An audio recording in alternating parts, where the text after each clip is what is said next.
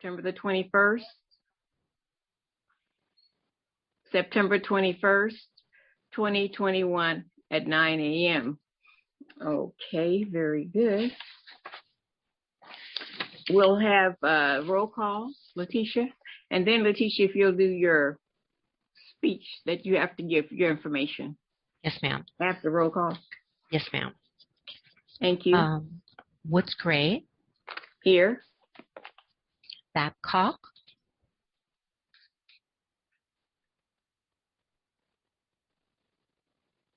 Present. Hara. Let me unmute him. I have a hand raised too.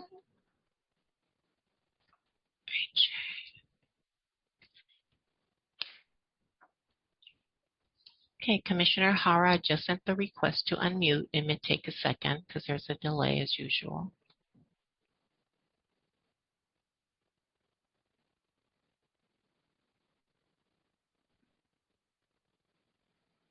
I'm going to ask to unmute again.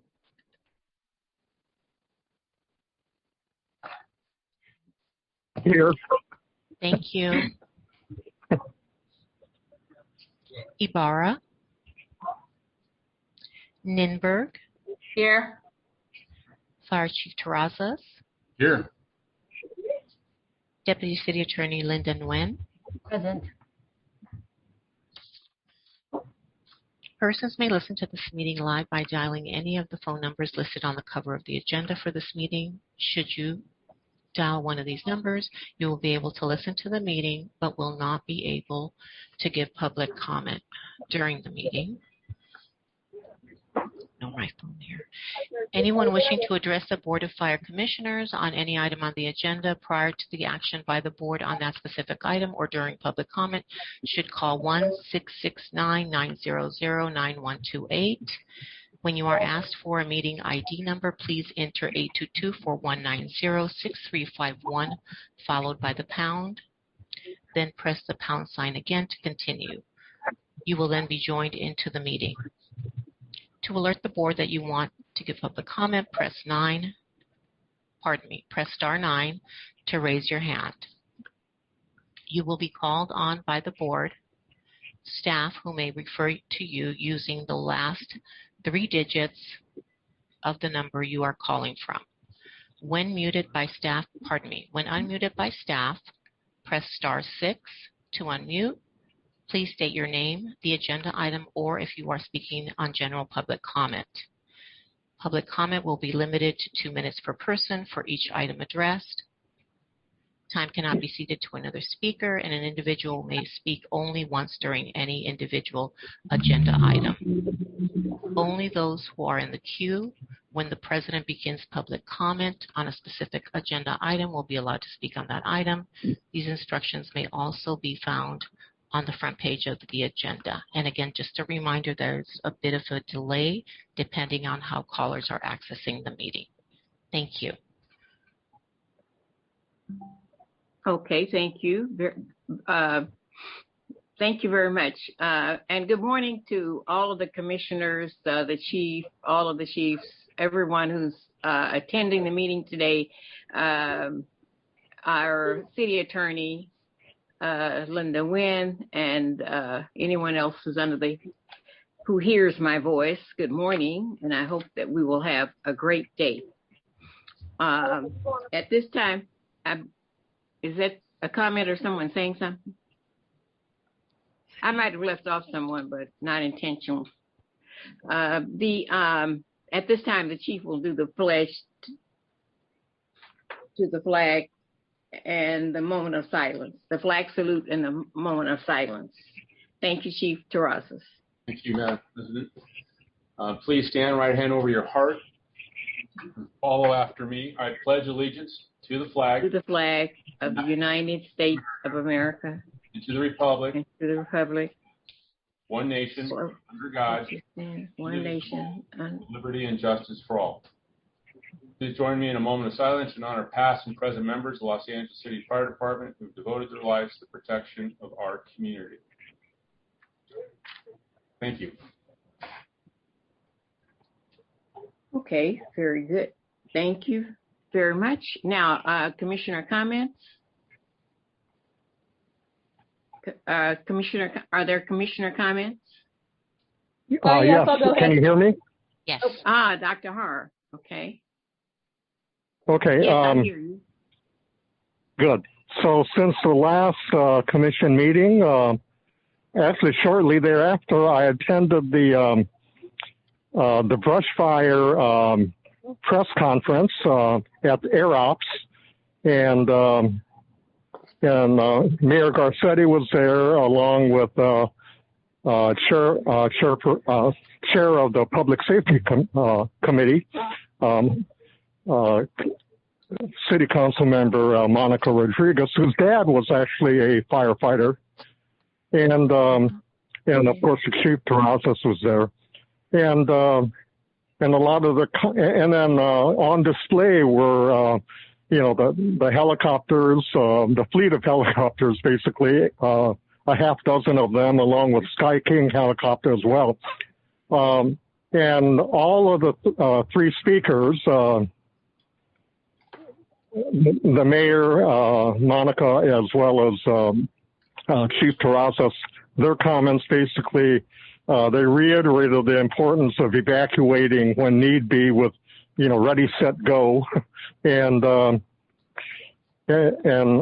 thought it was a great meeting. And although I have to confess, it's hard to get into to that particular fire station, but once in there, I thought it was a great event.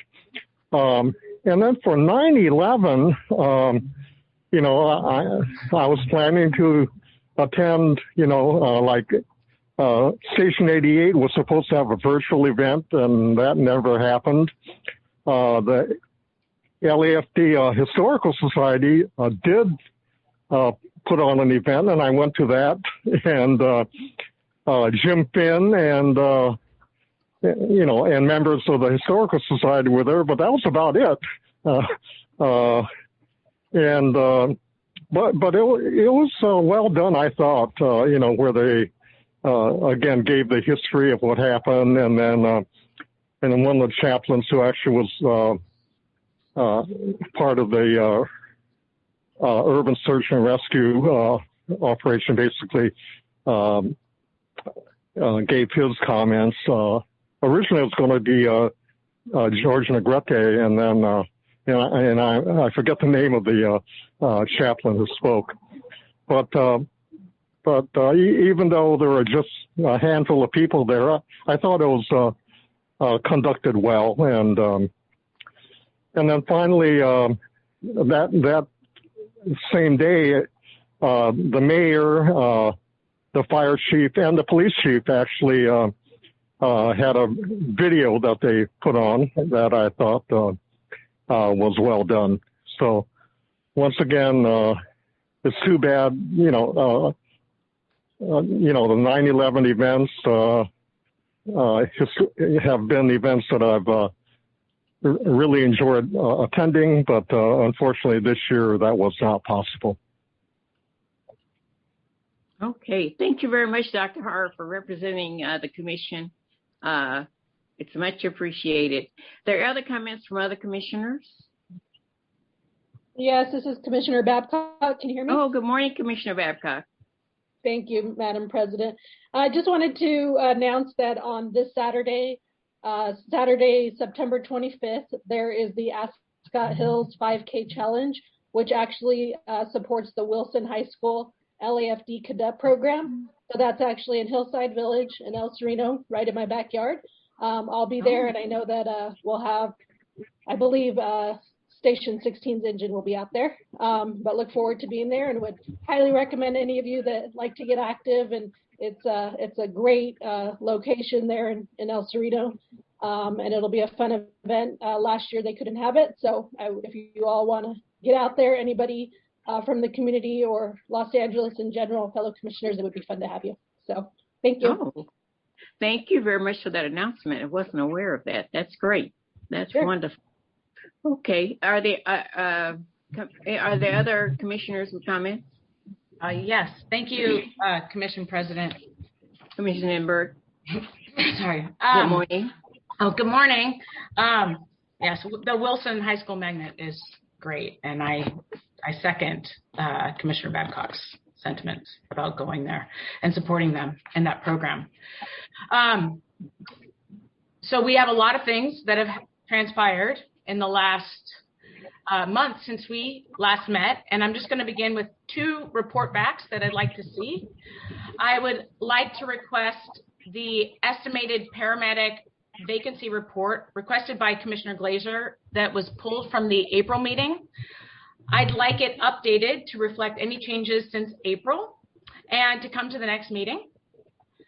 And as we've seen all of the issues with residency and getting calls from the public concerned about firefighters living far away in case we have an emergency, planes are downed, grounded.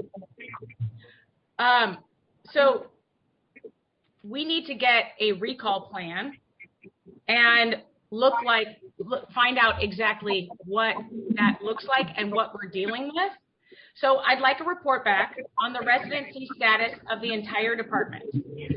I'd like it broken out by how many live in the city, how many live in LA County and the adjacent counties, Orange, San Bernardino, Riverside, Ventura. I would also like to see how many live in the state and the estimated travel time, the drive it would take to get to Los Angeles via zip code. So that's in the state. And then I'd like to get a list and the number of out-of-state firefighters broken out by state, along with travel time via ground. I'd like that to come at least within 30 days, if not the next commission meeting, as it is very timely and very pressing. And my remarks, so Chief, clearly I'm not alone in being alarmed with the cultural issues boiling over into the public sphere.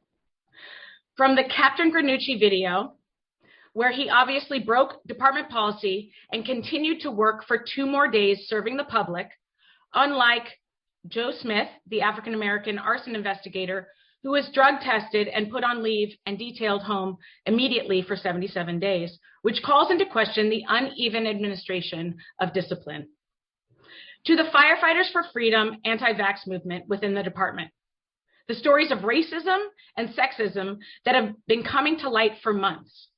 I continue to get calls from firefighters with horror stories of discrimination they've endured silently because they don't trust the complaint process, and this department has shown that it doesn't support those who come forward to speak about their experiences. Recently, I had a discussion with a firefighter with over 30 years on the job, saying they've never seen this department this divided. Sure, there are social divides externally. We see them daily. But this is your department, Chief, and this is happening on your watch. And still, you have said nothing about the racism and sexism that has gripped this department. Nothing. For months. However, you've prioritized holding a press conference for the 9/11 memorial ride with the president of the Fire Hogs, former retired battalion chief Jack Weiss, who not only is a battalion steward for the Firefighters for Freedom anti-vax movement, but on January 6th posted proudly on social media that he was at the state capitol being protected by the Proud Boys and the California militia, along with another post with associations with the Proud Boys. Your silence on these issues is not only deafening, but this paradox sends a very clear, loud message to our minority firefighters that you have willfully chosen to look the other way on issues of discrimination and abuse. Chief, you have a crisis of confidence happening not only throughout your department, but now amongst the public. The LAFD is losing the public trust rapidly. Where is the accountability? I'm asking you now, what is your immediate plan to remedy these issues? not the survey that the Women's Strategic Planning Group proposed 4 years ago that is finally coming to fruition after much press about it being squelched for 4 years. What are you, Chief Terrazas, going to do now to remedy these cultural ills within your department and hold people accountable and to begin to build back public trust? Okay, thank you very much, Commissioner. Letitia, I think we've been joined by Commissioner Ibarra. Yes. Thank you so much. I noted, Commissioner Ibarra, that you joined us about 9:07 a.m. and you are present. Thank And you. good morning, Commissioner Ibarra. Did you have comments to make? No, just nice to be here. I think Commissioner Nimberg brought a lot of issues to our attention. I'm sure that Chief Terrazas is going to address them in time.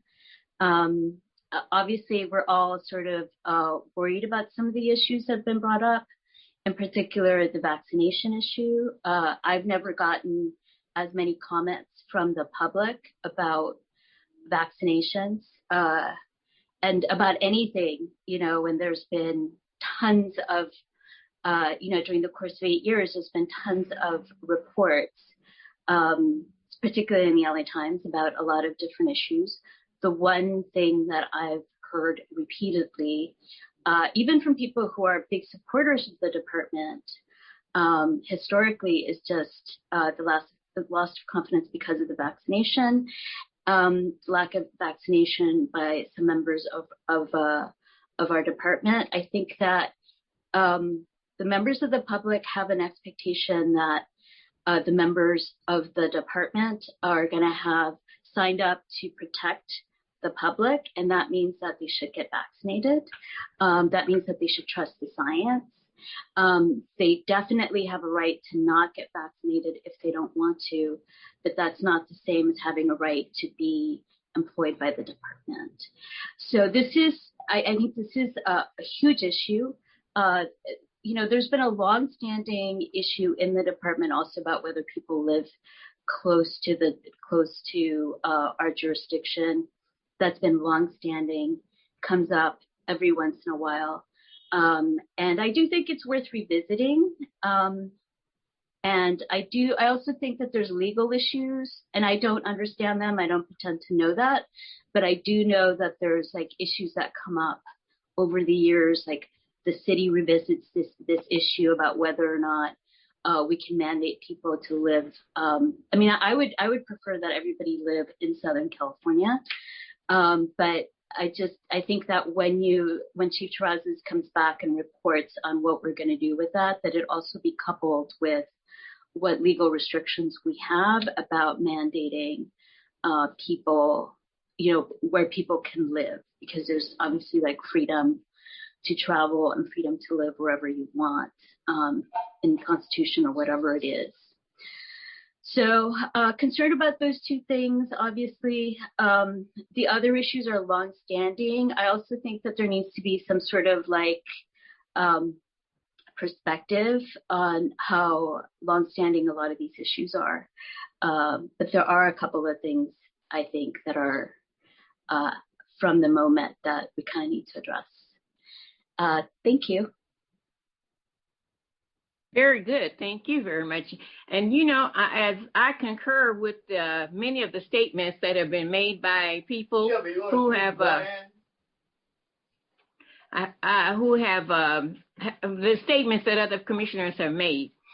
The many videos on the rejection of the COVID-19 vaccine has created a lot of disturbance among the citizens in our cities, and I have too received many calls and mandates and people who can't believe that these are the city firefighters who they welcome in their homes so often. And it's created a division between the employees, which is totally unnecessary, I believe.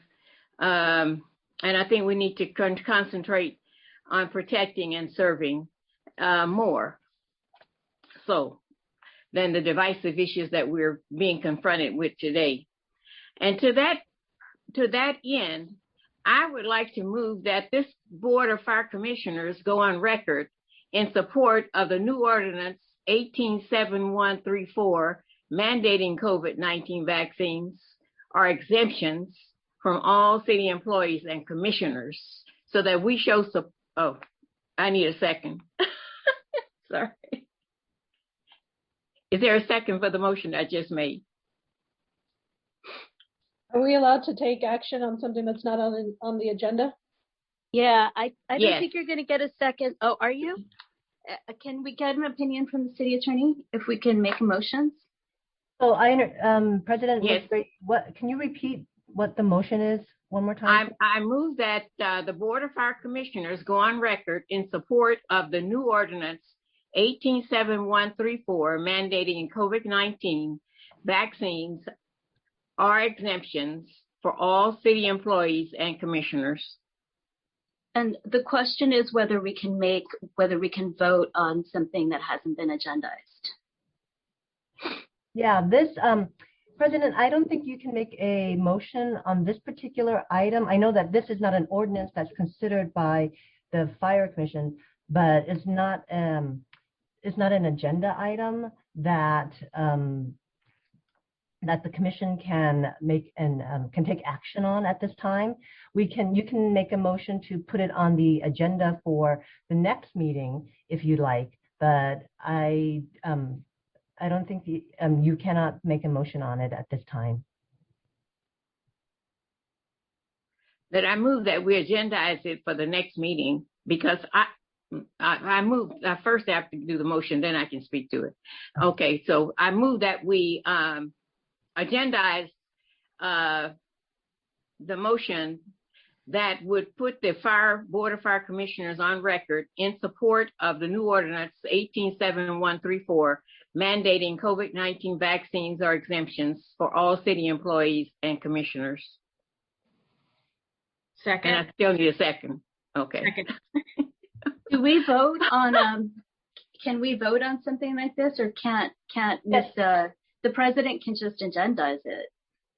And all I need is it just needs votes to a majority of votes to be put on the agenda. I could have agendized it just anyway, but I think that I could have actually had it passed today if I got enough votes and a second and 3 votes. Yes, either way works. You can, as president, you can agendize this item, but you can also ask for a motion in order to garner interest in the item as well. I'm sorry, I missed the second half of what you said. I said that you can also ask for a motion as a way of garnering interest or assessing interest in that item. So the first motion I made, I could have a vote on it? You can, okay, you can move to have this item be agendized for the next meeting if you like, President. I don't have to do that. I can just put that on the agenda. Correct. You can just put it on the agenda, or you can, but you can, I was saying that you could also move to put it on the agenda as a way of assessing the interest in the item by the other commissioners. Oh, I understand what you said. Okay, so the motion was made. Did someone second it? It was second, so we can find out if there's an interest in agendizing it for the next meeting. Okay, so is there any discussion on that motion? I just, this is Delia. I just think that if this is really, it's, for lack of a better word, clumsy to vote on everything that we're going to vote on. And so, because there's a lot of things that, that the, president of the commission put on the agenda today that we didn't vote on, which is fine. I think that's fine. There's obviously interest in those items. So I just don't understand, voting on certain things. And then it's just, if we're going to start a practice of voting on everything before we put it on there, it's just going to be too clumsy. So I'm not going to vote for it just for that reason, just how clumsy that's going to be. But obviously I support vaccine mandates. Okay. And vote for that matter. Okay, President, if you do make a motion to put this item on the agenda, it would be a vote without discussion. It would be a motion and vote just to put it on the next agenda if you choose to go that route. I think I will withdraw the motion until I can work on a way that it can be done at the meeting, because I think this is all unnecessary movements. I believe that the motion could be passed here at this meeting, and that it could be discussed by the commissioners. And I believe that the commission needs to take a stand on the vaccine, because you are the leaders of the department, and you need to let the department members know that you stand behind the ordinance, and that they're not just that you stand behind the ordinance. And so for that reason, I'll withdraw it and bring it back at another date when I can work with the city attorney and we work out a smoother way of doing the motion. Noted. Okay, very good. Now I will, because I think there is a need for the commission to speak up on items, on issues. I hope that everyone will stay safe and respect your fire station members by following the rules the chief and his staff have established. And I thank all of you for your service as we go through the weeks. Okay, are there any other comments from commissioners? President Woods-Gray, if I may, I have two hands up. I don't know if they are commenting on anything, commissioners, but I think they can't comment yet, correct? Oh, okay. They've been up for a while, the hands. Oh, yeah, okay. Very good. Let's call on them now. Okay. President, I believe we have the report of the fire chief. Public comments is I forgot. scheduled for after the report of the fire chief and the presentation. But the comments that the commissioners made in the past, we had not had comments from the audience on it. But with the new city attorney, we have been having comments on them, on the comments. Yes, I believe the question by Letitia was that we appear to have two hands raised for comments right now. Is that right, Letitia? Correct. So she needs to find out if they want to address. No, they can address their commission comments during the public comment period. Okay. Thank you. Okay, very good. Okay. Now we'll move to item 2, and that's the report of the fire chief. Thank you, Madam President. Excuse me. I feel compelled to respond to Commissioner Ninberg. She brings some points up that need clarification and education. The first point she raises is about investigations, and unfortunately, due process takes time. I know our people are sometimes impatient because it does take a while to get the process complete, but all firefighters are entitled to due process. That due process is outlined in the city charter. It's outlined in state law with the Firefighter Bill of Rights. We have to comply with the disciplinary guidelines that were agreed upon between the Department of Labor in 2008. Then we have various letters of agreement with labor to comply with all of those things. So it takes time. I think many times our members get frustrated because they don't see a quick outcome, but we're not going to sacrifice due process because people want it to be accelerated. We have to get everybody's statements. We have to interview the principals, the witnesses, and that does take time. We do that under oath. We do investigate all complaints. All complaints are more than welcome to be entered into our complaint tracking system, where we conduct a thorough investigation. If the preponderance of evidence indicates that a wrong was committed, then that member will be held accountable in compliance with the disciplinary guidelines. The second issue she raised has to do with the fire hogs and the fire department and myself personally association with this group. The Fire Hogs have generated thousands of dollars for multiple years that they donate to the Widows and Orphans Fund. We were asked to host their ceremony where they left for their cross-country drive to go to New York in honor of the victims of 9/11, where they also donated money to their equivalent of the Widows and Orphans Fund.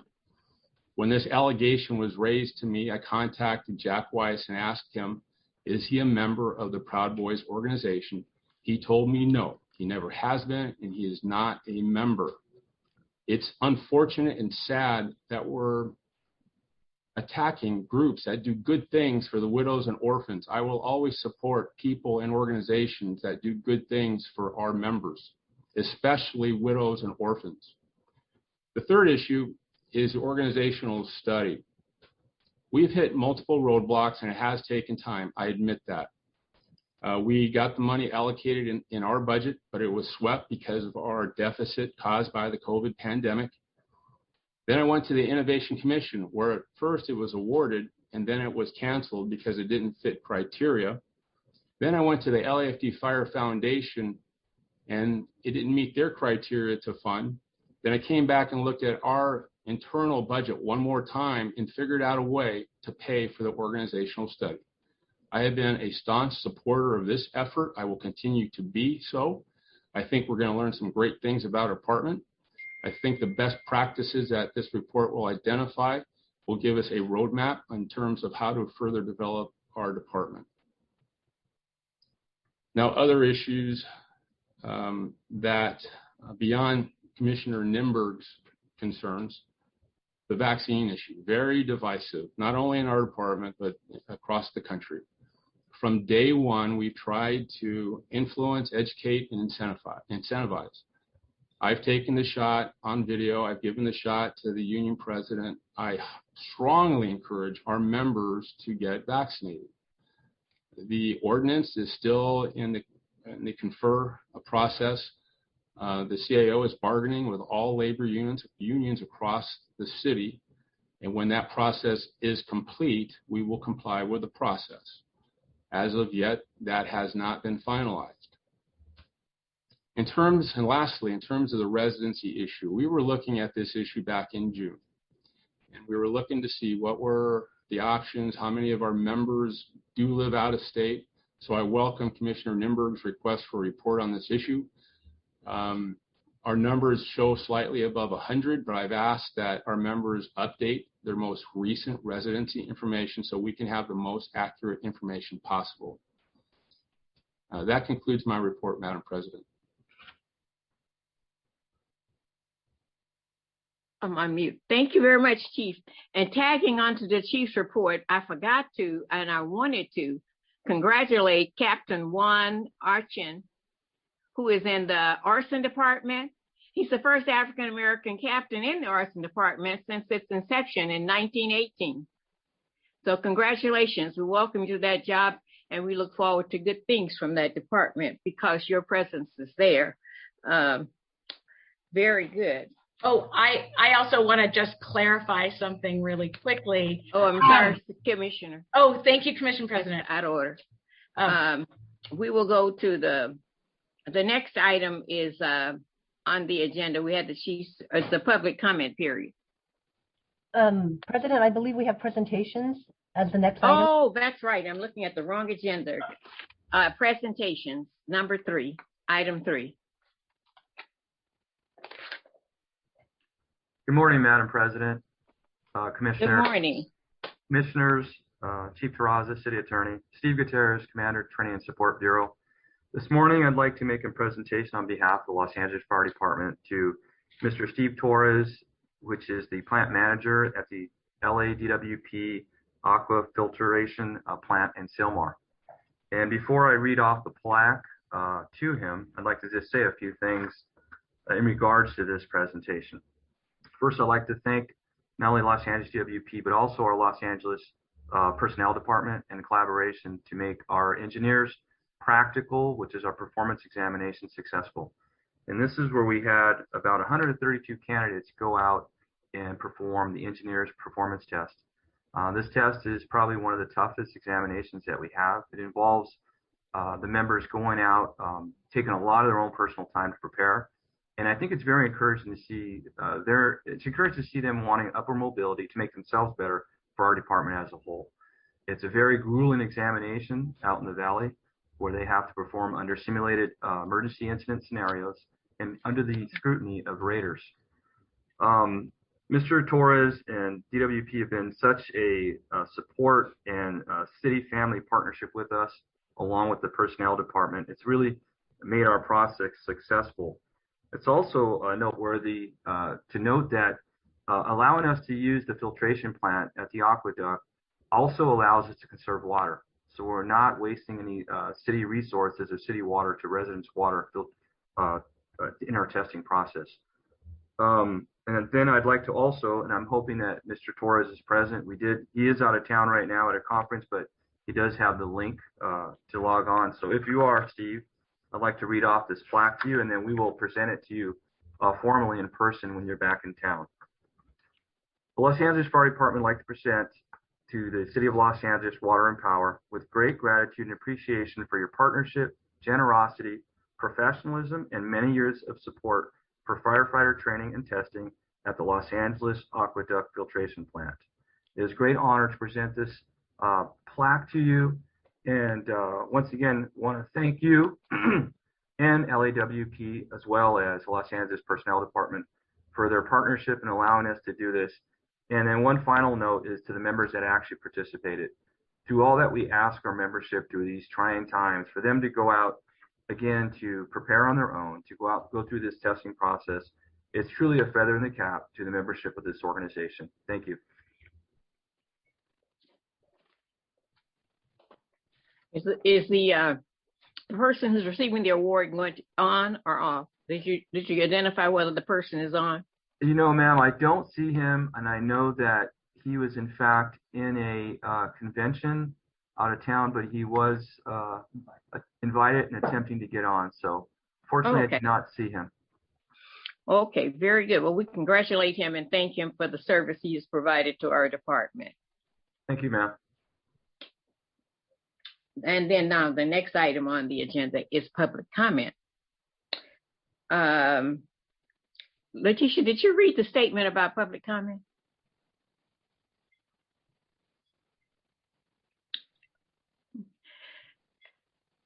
At any rate, the public comment period is open for items on the agenda and for non-agenda items. And if you raise your hand, then you'll be recognized. I have 5 hands raised, and I'm requesting to unmute the number ending in 960. Yes, that's me. Good morning. Will you be commenting on a general public comment or a specific agenda item? If you could state that and your name, and you will have 2 minutes. Certainly. This is a general public comment. My name is Lauren. I'm a firefighter as well as a concerned citizen. Chief Terrazas, based on ex-battalion Chief Jack Weiss, I'm sitting here looking at a picture of him at the insurrection. It says Fireman for Trump, Proud Boy Fire Department. I think that's pretty clear that he associates with the Proud Boys, as well as was there to attack some of our elected officials in violent acts at the insurrection. With all the worrying and accusations of sexism and racism coming to light, where's the accountability? Where's the punishment to those who would rather bully and intimidate their peers than mentor them and lead them to success? Without proper accountability, LAFD is not only allowing this culture of negativity to continue, but showing the community that they don't care. LA consists of communities that desperately want to trust and believe their fire department. According to people previously employed at LAFD, there is no confidentiality nor trust between members of LAFD, and the fear of the retaliation that they would experience keeps their mouths shut. Speaking up and speaking out is being punished within a department that claims to be the greatest in the world. The public has seen LAFD and Fire Chief Terrazas apply dramatically skewed standards towards white male colleagues and has publicly shown that they are willing to manipulate the disciplinary matrix to favor white men in the department. If white men in LAFD are held to different standards than the rest of their female coworkers and coworkers of color, then the department has a racism and sexism problem. It is as plain as that. History has proven that silencing and oppressing never work.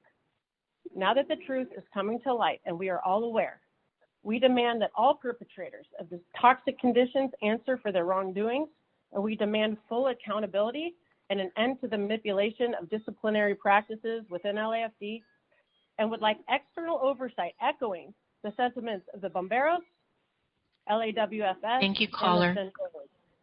Your time is up. Caller ending in number 166, please state your name, the item, or if you are speaking on general public comment, and you will have 2 minutes. You are on mute. Chelsea Grigsby and general comment. Good morning. My name is Chelsea Grigsby, and I'm proud to be a member of the LAFD Fire Department. I work for Fire Station 20 in Echo Park. I'm calling to express my disappointment with the LA Times and some statements made by commissioners regarding the perception of female firefighters' experience in the LAFD. I say perception because, as far as I know, no one at the LA Times or on the Fire Commission has actually worked a single day as an LA City firefighter. Well, I have for the past 6 years, so I hope that you will listen to what I have to say. I know that there are current LAFD female firefighters who have experienced discrimination. I respect them, and I'm sorry that they've gone through this, but their experiences have not been my own. The LAFD has given me all of the opportunities I have ever asked for to serve the city and promote as I see fit. No one is perfect, but since this is not the 1970s and the LAFD has improved. I'm bothered by the LA Times report from August 25th that a member of the Fire Commission stated at a disposition that the LAFD is, quote, a very hostile work environment for women, that women are not safe to speak, and they cannot talk about what has happened to them, end quote. How does the commissioner know this? And why are they saying in a disposition that has nothing to do with the LAFD? If I talk to a few Asian American physicians, does that mean I can tell Commissioner Hara what it's like to be an Asian American doctor? No, of course I can't. So why are people who have never been a firefighter telling me what it means to be a woman in the LAFD? As you hear stories today about a frat house culture and discrimination in our department, please know that not all of us feel this way. I feel that these are my brothers and they are a part of my family. Yes, I can only speak for myself, but I know that I am not the only one that feel this way, and I am proud to be a female firefighter for this department. Thank you for listening. Thank you for your comments, caller. Caller ending in 253. I've asked that you unmute. Good morning. Yes, my name is Robert Hawkins. I'm the Executive Vice President for the Centurion Organization, and I want to say good morning to Madam President, all fire commissioners, the fire chief, and thank you for. First and foremost, I want to congratulate Captain Juan Achan for being the first African American assigned to the arson section since its inception in 1918. That's a huge accomplishment, and thank you. Okay, so as far as my general comment, as you have all read in recent news articles, we have a serious decades-old issues of racism, sexism, and discrimination that need to be addressed within the LAFD. These issues have gone completely unchecked and ignored for years and are getting much worse by the day. Members are not being held accountable for breaking policy as well as abusive, discriminatory behavior. This is wreaking havoc in our department and particularly amongst our members. We are tired. And this has gone on for far too long. The Centurions are demanding actual zero tolerance policy administered against discrimination and abuse, and we're asking for this right now. We have met with the fire chief multiple times and on issues regarding discrimination and race, and we want accountability, and this is the way you change this culture in the fire service. Thank you. Thank you, caller. Caller ending in 603. I've requested to unmute.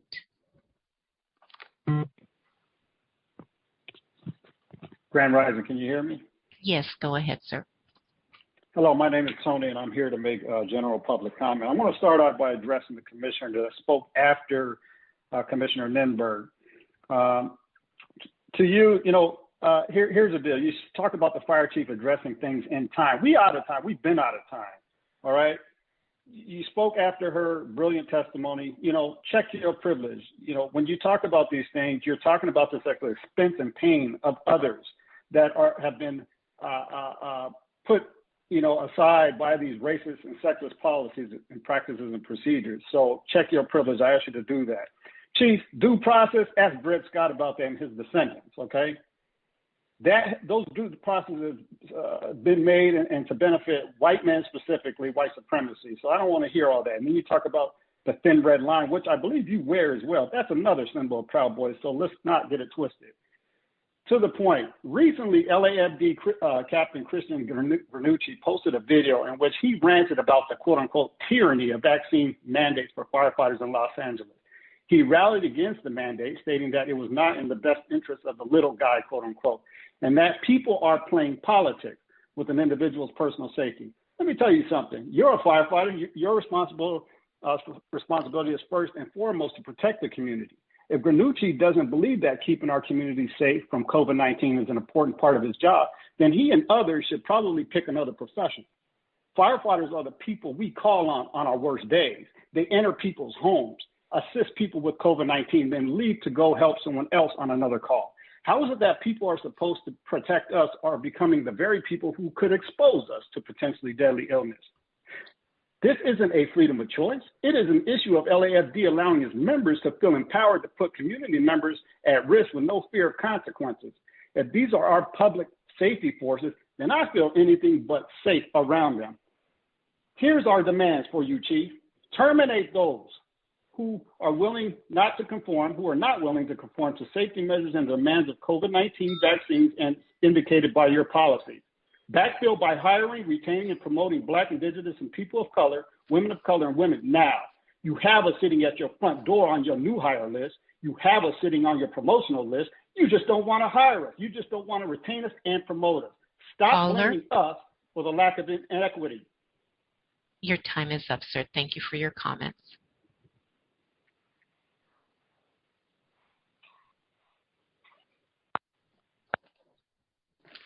Number ending in 847, I've requested to unmute.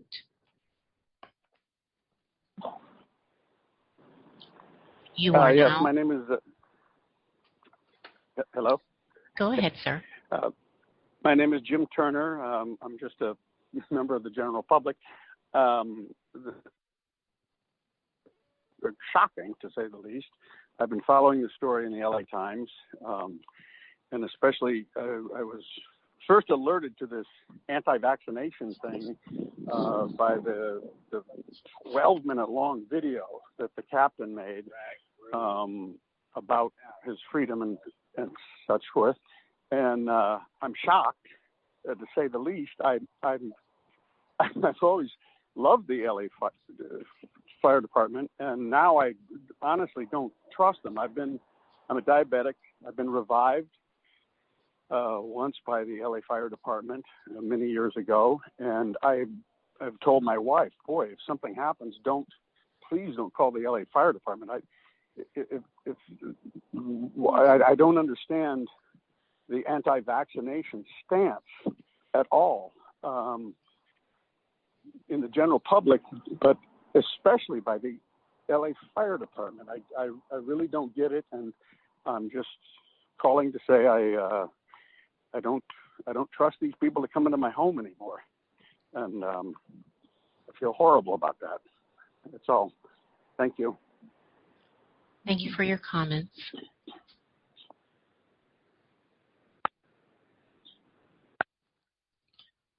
Caller ending in 039, I've requested that you unmute. Hi. Morning. Hi. My name's Ainsley Faust. I am making just a general comment. I'm a member of the general public. First of all, amen to the guy before last comments. I agree with all of them. Firefighters do fall under the category of public servants, which means their primary responsibility is to protect the community. However, it has become clear that LAFD harbors a right-wing, white supremacist faction that refuses to get vaccinated against COVID-19, among other things. Firefighters enter people's homes and give them assistance. They show up on the worst days.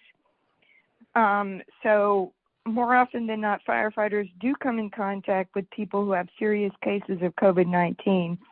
So it's a public health risk to allow unvaccinated firefighters to expose community members to a potentially deadly disease. A group called Firefighters for Freedom has emerged championing an anti-vaccine ideology for LA firefighters. This is insulting and dangerous. Over 25,000 LA residents have died from COVID-19, while LAFD and UFLAC allow employees of the fire department to put community members at risk. If firefighters don't want to get vaccinated against COVID, I guarantee there's someone else out there who does want to get vaccinated who would gladly take their job.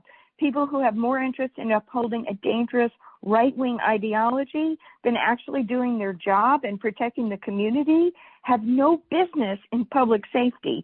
And also, I think that our fire department should reflect our community and should be made up of people who live in our community, not people who live in Texas. Thank you. Thank you, caller.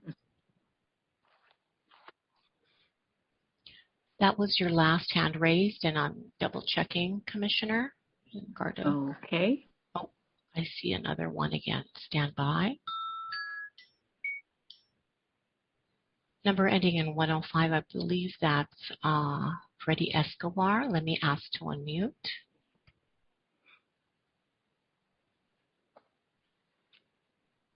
Okay, you are on mute. Number ending in 105.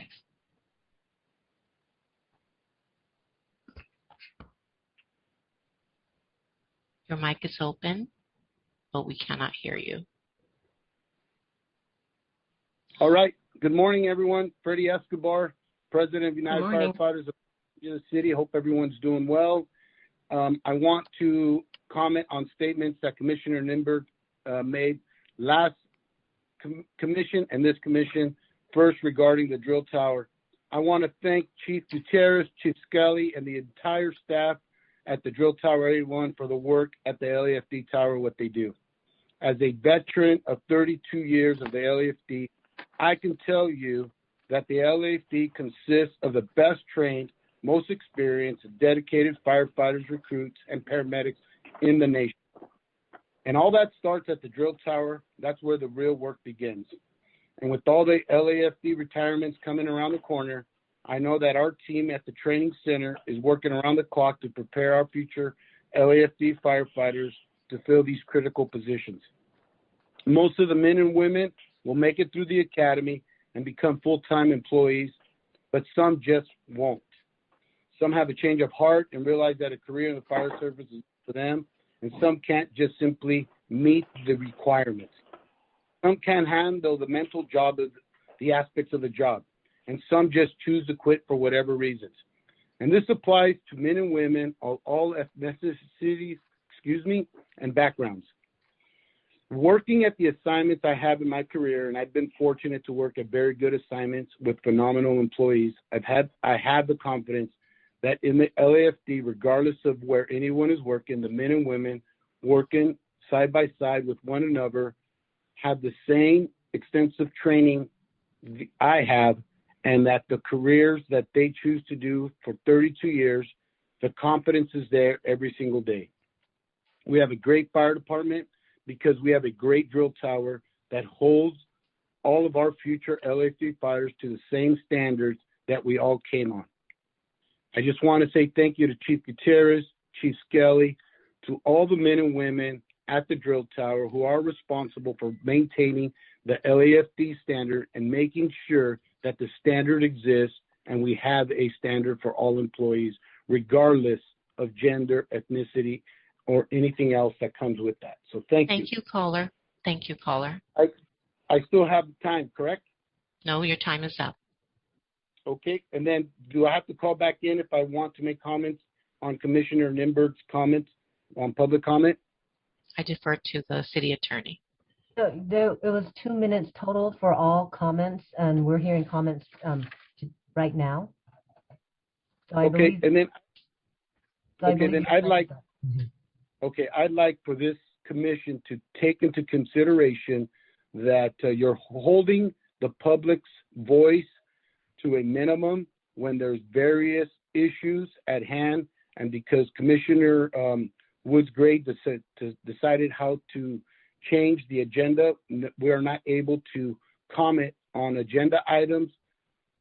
We're restricted to only 2 minutes, period, regardless of what we want to say. And if I have multiple comments to say on multiple issues, I'm only allowed 2 minutes. Thank you.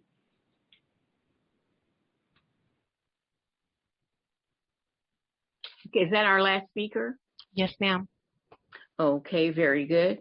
That ends the public comment period, and now we move to item 5, consent agenda items. I would like to set aside items A, D, E, F, G, and J. And if someone else would like to move the rest of the consent items, I would appreciate it.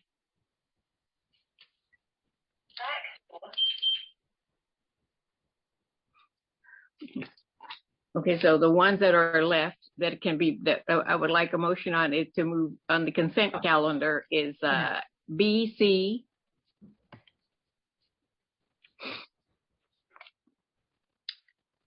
H, and L. And G? No. I don't believe that there's an L item. Okay, the items that I would like to set aside are A, D, E, F, G. Oh, God. And J. Perfect. And if someone would like to move to approve the other items on the consent calendar, a motion is in order at this time. So moved. Items for consent B, C, H, and I. Second. Okay, so it's been moved and seconded that we approve items B, C, H, and L. It's I. On the consent calendar. It's I. Oh, H and I. Yes. On the consent calendar. Roll call vote? We'll have a roll call. We have to have a roll call. Woods Gray? Yes. Babcock? Yes. Hara? Oh, I need to unmute him.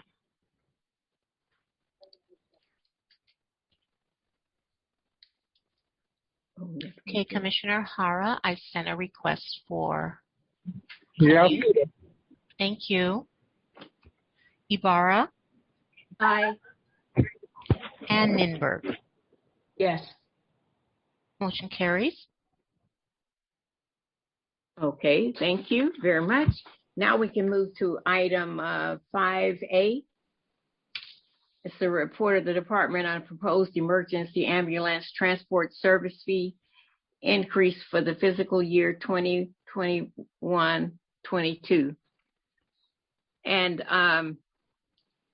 I, in particular, wanted to ask a question.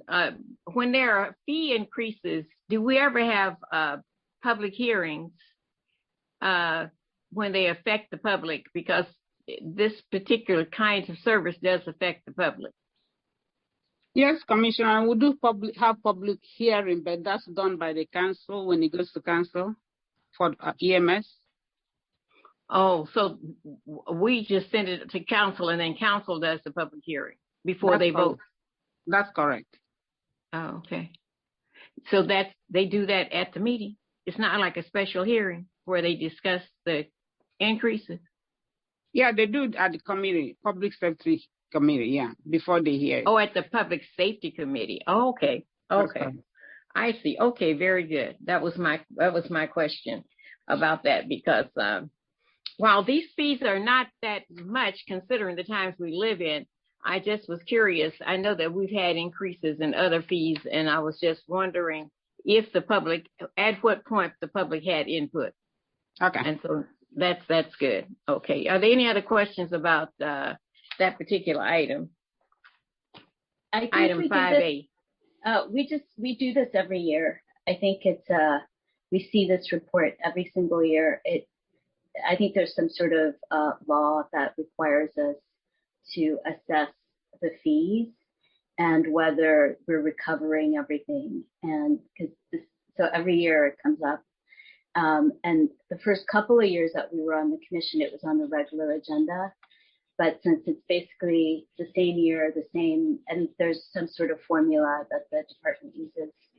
That's all I wanted to say about that. Okay, thank you very much.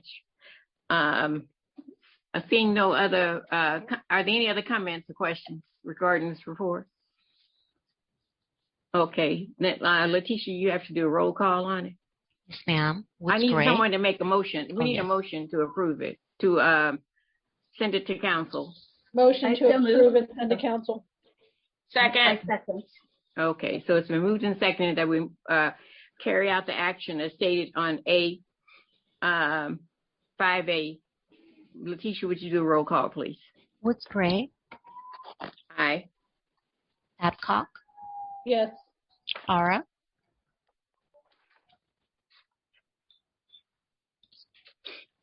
I've asked to unmute again, Commissioner Hara. Aye. Thank you. Ibarra. Aye. And Ninberg. Yes. Motion carries. Okay, thank you very much. And the next item is item 5D.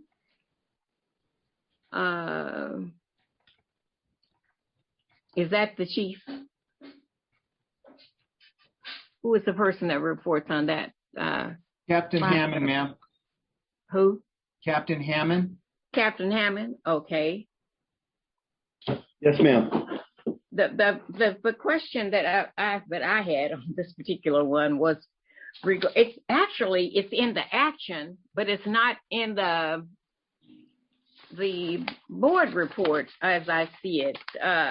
But when it said that, I wanted to make sure that at the end of what appears to be a 3-year period, it's a pilot program. So at the end of a 3-year period, it would then come back to the commission with a report on the progress of whether it was successful or not successful, or whether the department would want to continue this program or not.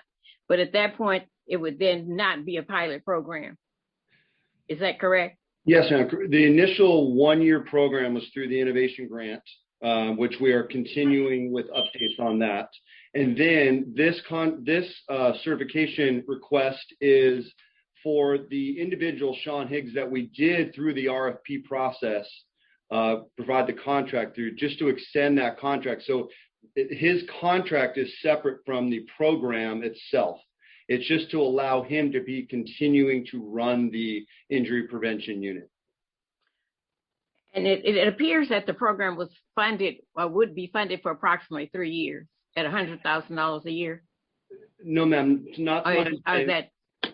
My understanding is, ma'am, the contract initially through the Mayor's Innovation Grant was for a year, and that it expires in October, and then it was granted in the budget till next fiscal year till July. That's all it's been funded for his position. The contract extension is just so that if we did continue to fund the program, that Sean Higgs would, his contract as an independent contractor would be extended as well with the budget process.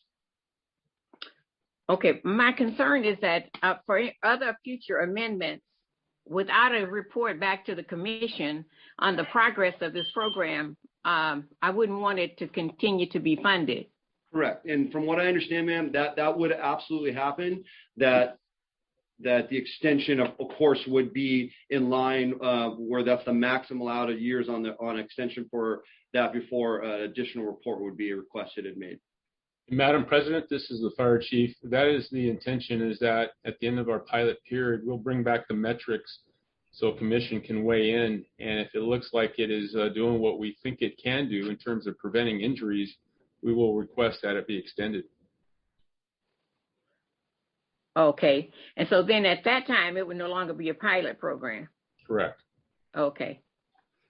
All right. Very good. I was concerned about the statement that says other future amendments, but I didn't want to go beyond the pilot program. So that's fine. That's fine for me, because one of the positions is a Captain 1, and once it leaves pilot program, it goes into a different personnel situation. Well, my intention is that it continue in its current configuration, and we may expand it if it's successful, like we think it will be.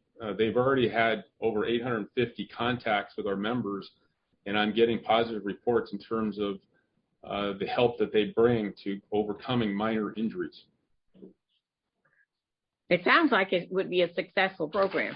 I just want to know that the pilot program ends and then that we start a new program that fits in with the other personnel requirements. Because if there is a Captain 1 that's a part of the program, right? Correct. Uh-huh. Correct. Okay. We will bring it back so that commission can weigh in and see the metrics. Okay. Very good. Are there any other questions from other commissioners on this particular item? No, I think that is a good recommendation to have it come back, just if there's questions. Thank you. And I appreciate that it's working. It's good. Yes, we do appreciate the fact that it's working. So is there a motion to move item 5B? So moved.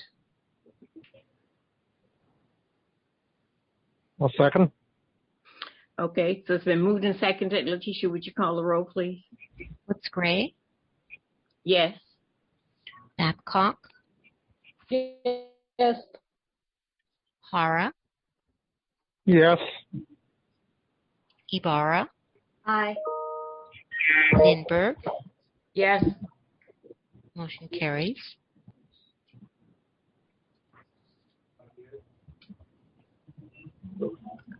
Okay, now 5E. I can't even remember the. Does anyone have any questions about 5E? Because I'm trying to remember my question here.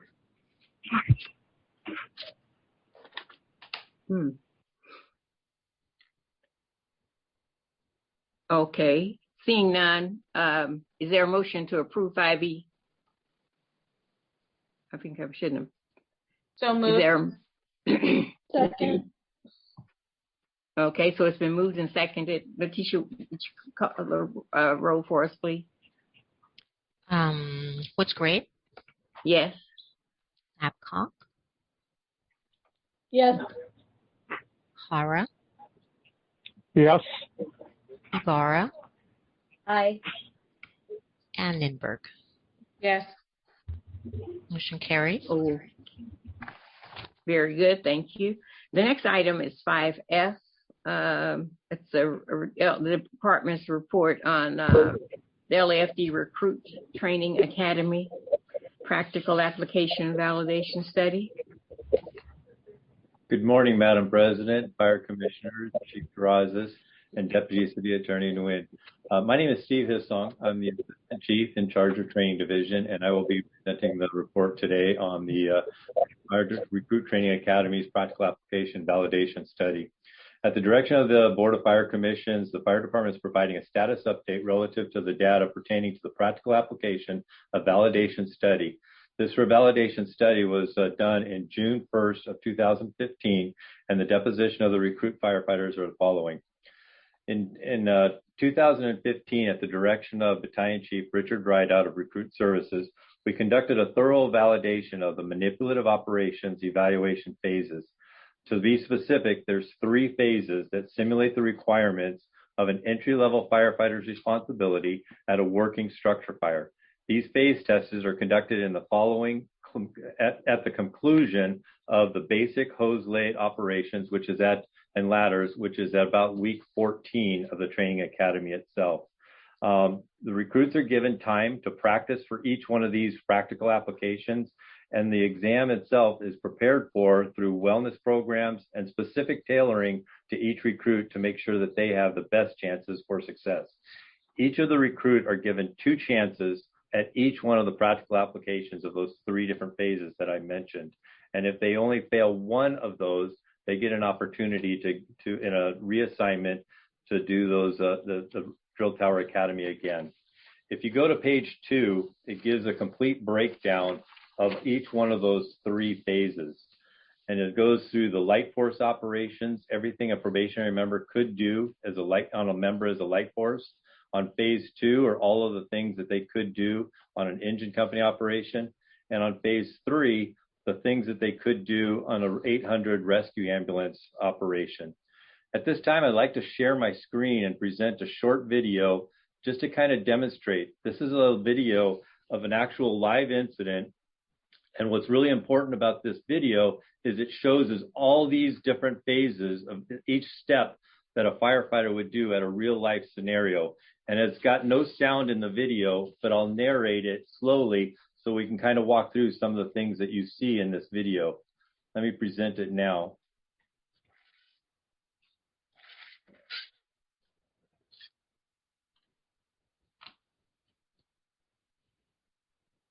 Can you see this video right now so far? Yes. Yes. Thank you. Looks great. Let me go ahead and start it.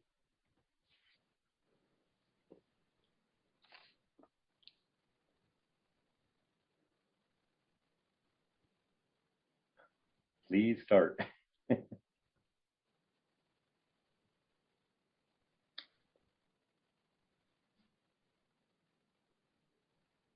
Turn it off and try to hit it again.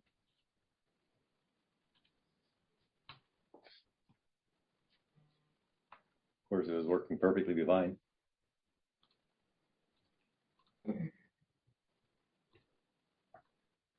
me try it again.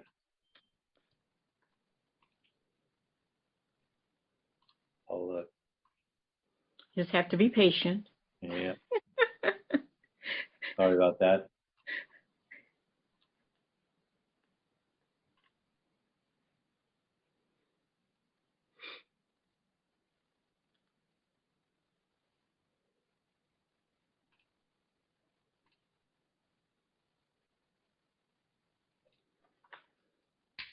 Of course, now it doesn't want to play. So, anyways, I apologize for that. I will stop the screen sharing. You don't see the screen anymore, do you? No. Yeah. Apologize for that. Anyways, let me go ahead and finish this. I don't want to delay the time there.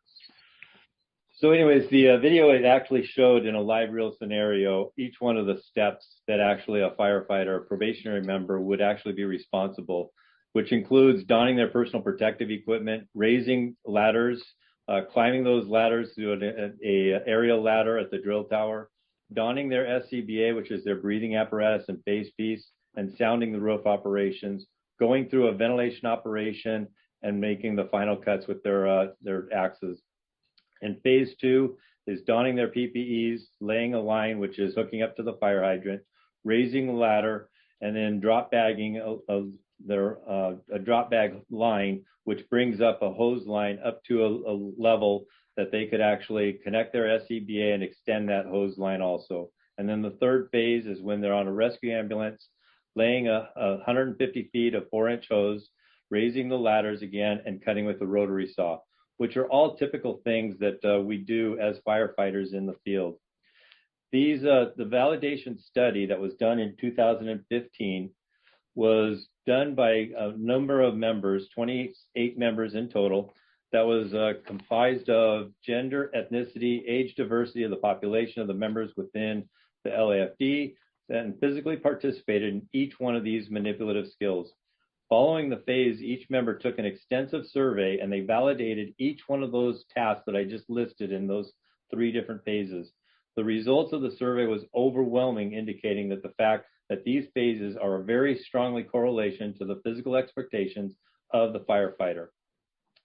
The analysis of this report, we broke down that were 952 firefighters that recruited during the time period of 2014-2 through 2020-1.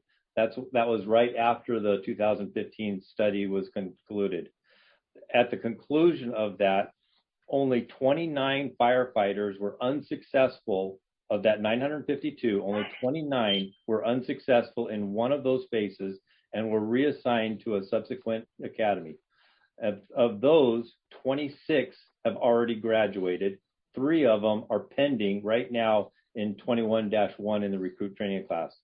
There were 6 other recruits that were unsuccessful in the academy because of the phase testing.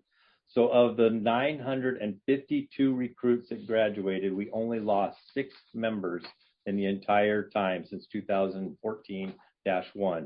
On page 3 is a complete breakdown. You'll see every one of them of the gender and ethnicity breakdown and what class that they were in.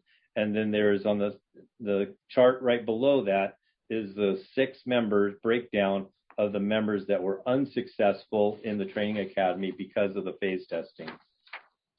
So in conclusion, the validation of the practical application of the department shows overwhelming that the members are successful during the practical application, which is a series of events that actually shows the members can do what they learn in the basic academy all the way up into when they graduate to the field to actually function as an entry-level firefighter. Of those recruits, most all of them, except for 6, have been successful in graduating the academy. At this time, that concludes my report, and I would like to entertain any questions if you so choose.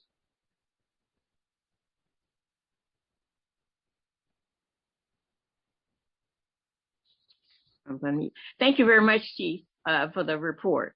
Are there any questions or concerns or issues to be raised by other commissioners? Yeah, I'm just curious. This is Commissioner Babcock. Thank you, sir, for the great report. Of the 6 that didn't pass through the academy, were there certain stopgaps or issues that you are finding that's consistent across the board of folks not passing for any reason, or is it just various reasons that come up? Most of it's various reasons. Strength and stamina being one of them is kind of one of the things.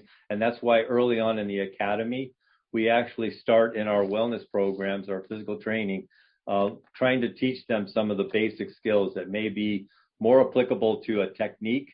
So we teach those techniques early on so they can be successful when they get to the actual practical application. So for example, advancing a hose line. Sometimes that technique can be very difficult because they don't understand the technique of holding the hose while they're advancing it while it's flowing water. So we teach those skills early on and use physical training to help apply those. Another one was the ability to start the chainsaw. A member that has never been able to pull start a engine saw like that, sometimes they have difficulty. So we start teaching those skills early on in the academy so they get those skill sets down pat by the time they get to the actual practical application. Thank you. Very good. Thank you. Are there other questions or concerns or issues from other commissioners? Yes. Commissioner Lindbergh. Oh, thank you, Commissioner President.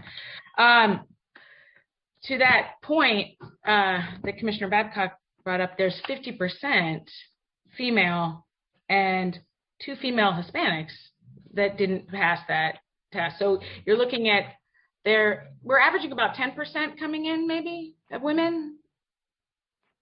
Chief Hissong? Yes, ma'am. Yes. Okay. So then 50% of those that failed are women, and we're also losing women of color, which we desperately need in the field as well. It looks like, so I just want to point that out. I spoke with a female firefighter who is no longer with the department, but was with the department for a few years. And she said that during her time in the academy, when she had to throw she was getting tested on the 14 foot and the 20 foot, I believe. Foot extension ladder, and there's a 20 straight and there's a 20 extension. 20 straight, right. And she said that when she physically was just too small to do it the way that it was trained, so she had to tweak it for her body, which was great. And she was successful, but she lost points in the test because of that. And the drill tower master said that just eat the points. Just eat the points. So is that still occurring where people who are shorter stature, because it looks like, people are shorter stature, are being penalized because they're not doing it a specific way where they're being tested on, but they're still able to successfully complete the exercise? So if I'm understanding your question, on the practical application, the 14-foot extension ladder is not one of the events. So that is not part of the practical application part of it. In the basic academy, the 14-foot extension is one of the ladders, and there is a methodology of raising that 14-foot extension ladder is specific because of safety. So all of the things that we teach are all bound on safety of the elements of the recruits as well as all members. So for example, a 35-foot extension ladder, all the methodologies that are taught in the academy are based off of what is being able to be done for a safe and effective firefighter when they go to the field, but also to ensure there are not injuries to that member or the other members that are working to throw that 35-foot extension ladder. So the 14-foot extension ladder is a single person. Mm-hmm. So the methodologies of throwing that ladder is solely dependent on that member being able to get that to the objective that it needs to be able to reach. So the ability to get that 14-foot extension ladder is by hand raising that fly section all the way to its maximum level that it can be. Does a shorter person have a difficulty of raising that 14-foot? Yes. No different than that person would have a difficulty raising that on scene of an incident when it's dependent on for that member as well as the other members to get to where they need to be. So if that person does have penalties on that portion of the ladder, that would be correct. But that doesn't mean that they won't be successful in the entire academy. Okay, so they are penalized because they are shorter stature. Again, let me repeat what I said. If they cannot reach the objective because they are shorter, that means, yes, they were not able to reach that objective. But they were able to, she told me she was able to do it. She just had to do it. She had to tweak her body a little bit, like her shoulder, and lift her arm. So she said she was penalized because of that. Okay, I can attest for that one individual, ma'am. I can attest for the 952 members that did graduate. And you have 50% female that are penalized here that didn't graduate. So I want to know, have you ever had a third-party validation? No, ma'am. There are no companies that would validate LAFD specifics because all of the elements that are in the academy are taught to LAFD specifics. We can have an outside study whether the events reflect what the fire department does. We could do that, but it would also be very costly with an RFP that would be able to do it. But if the commissioner would like to do that, we could look into what that cost would be and how the process of an RFP to be able to get that third party. I think it's more expensive to lose firefighters, right? I mean, it costs roughly between $100,000 and $125,000 to put a firefighter through the academy. And if we're losing, look, you've got six firefighters here, like that's $700,000 that we've lost, maybe because we could have improved in a way. And I'm not saying that you're not trying to do a good job. What I'm saying is there are disparate impacts, and are we fully exploring all avenues to make sure that we are testing appropriately, that what is being done in the field is reflected in the field, and if people are shorter stature, because we want look, we have issues with the culture, right? I mean, like you're seeing all over the place, people living from out of state, whatever, blah, blah, blah.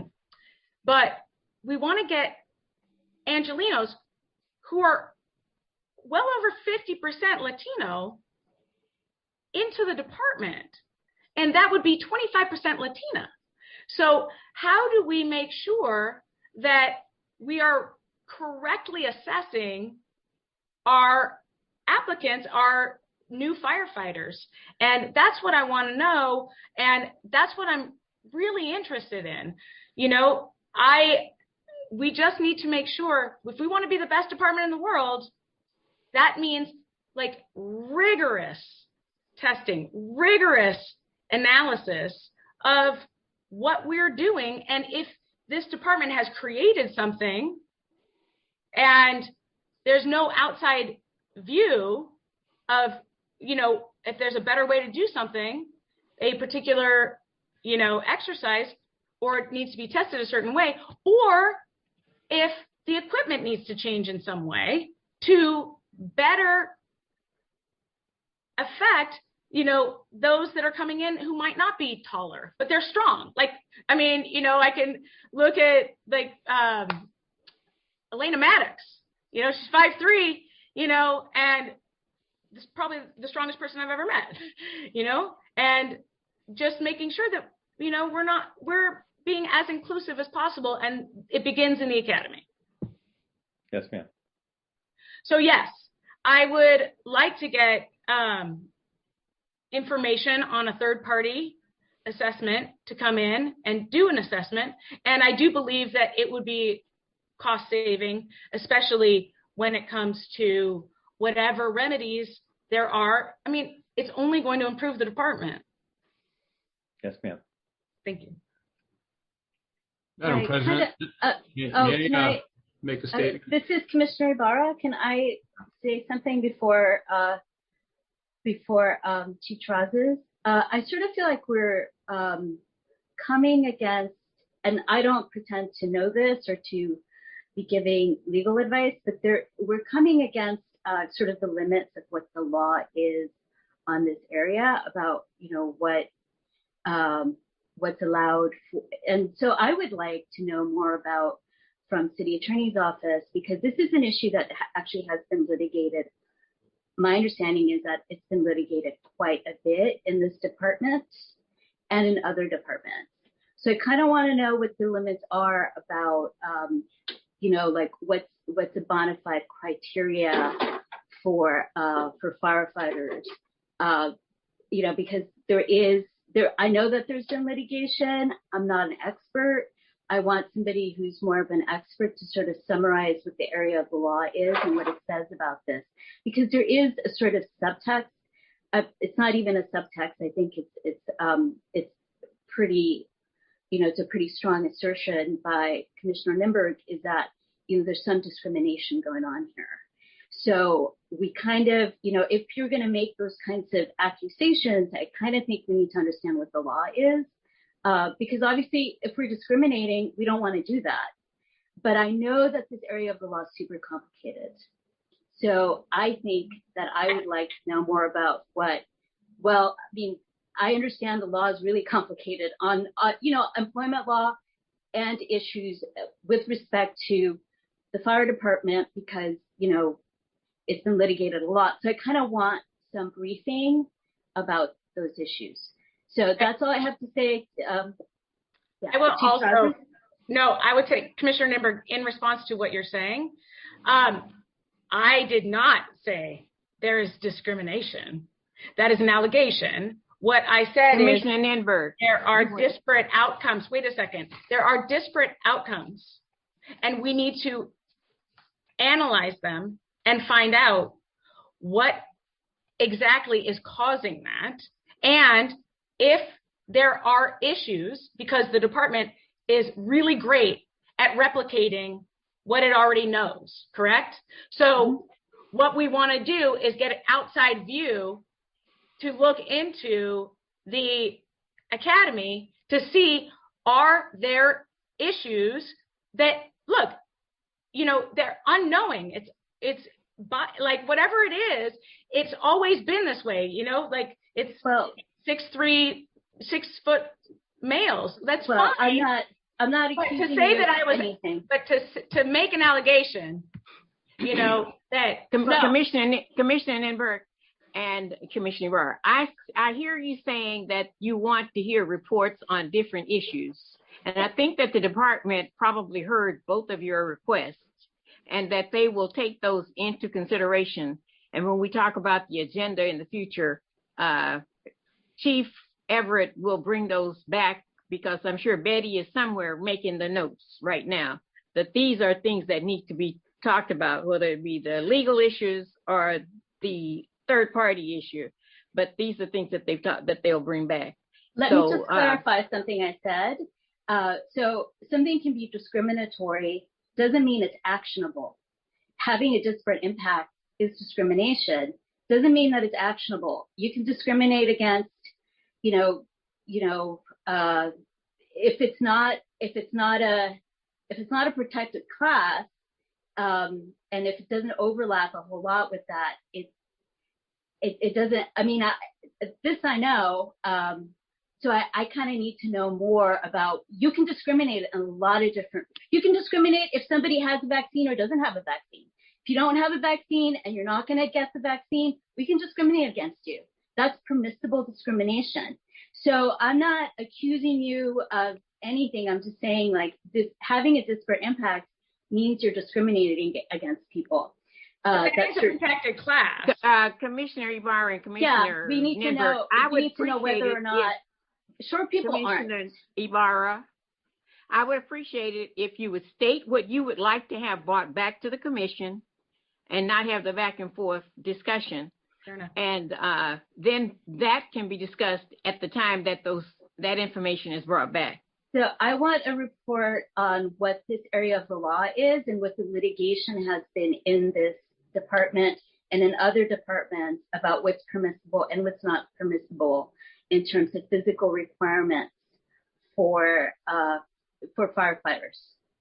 Anything that's closer to City of LA is better. City of LA, County of LA, all of that would be better. But anything, if we have national litigation and national standards, that would also be helpful.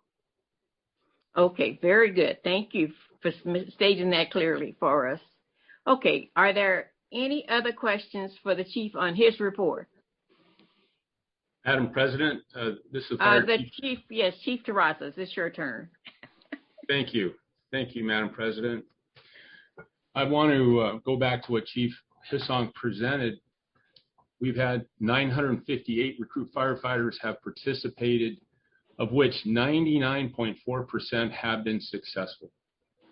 I think we do a very good job of testing the necessary skills that our firefighters need on the fire ground.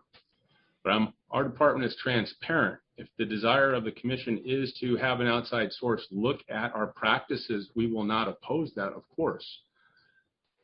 The issue of being marked down, which Commissioner Ninberg brought up in terms of a female trying to raise a 14-foot extension ladder. What I heard is that if they do it a different way, which may compromise safety, they are marked down, but they still pass overall. I was a captain and a peer grouper in our training section for 2 or 3 years. So I have experience with these ladders, and shorter people have difficulty with our ladders. It's a proven fact. We have done things throughout the years to make it easier in terms of changing the pulley system on our 35-foot extension ladder. That was effective. And we continue to look for ways to make it easier for all, both male and female members of our department to manipulate these ladders. So we'll be guided by the commission direction on this matter, and we look forward to sharing our processes. Okay, thank you very much, Chief. Are there other comments or concerns from the commissioners? Okay, very good. Seeing or hearing none, is there a motion to receive and file? To receive and file 5F. Motion to receive and file 5F. Second. Okay, is there a second? Okay, it's been moved and seconded that we receive and file motion 5F. Letitia, will you please do the roll call? Woods Gray, Yes. Babcock, Yes. Hara, by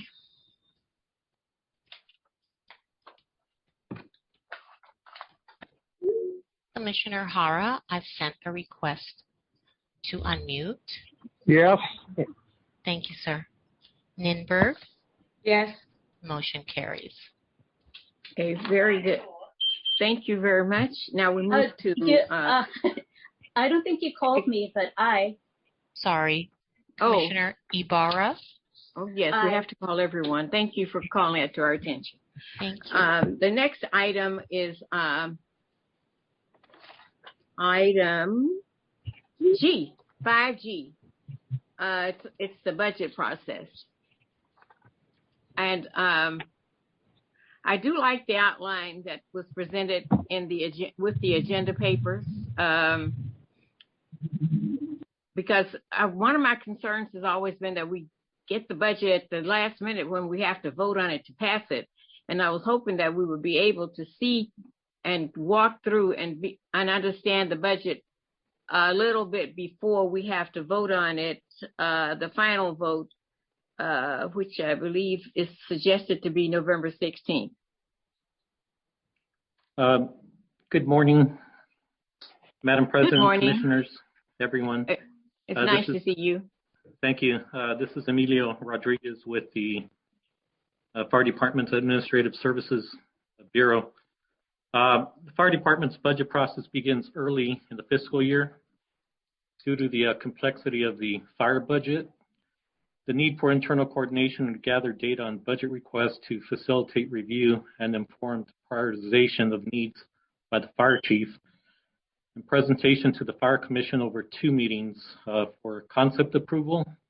That's the first time we report to the Commission, which we are targeting for October 5th meeting, and a second meeting for final approval of the proposed budget, which is closer to the Mayor's submission date of November 19th.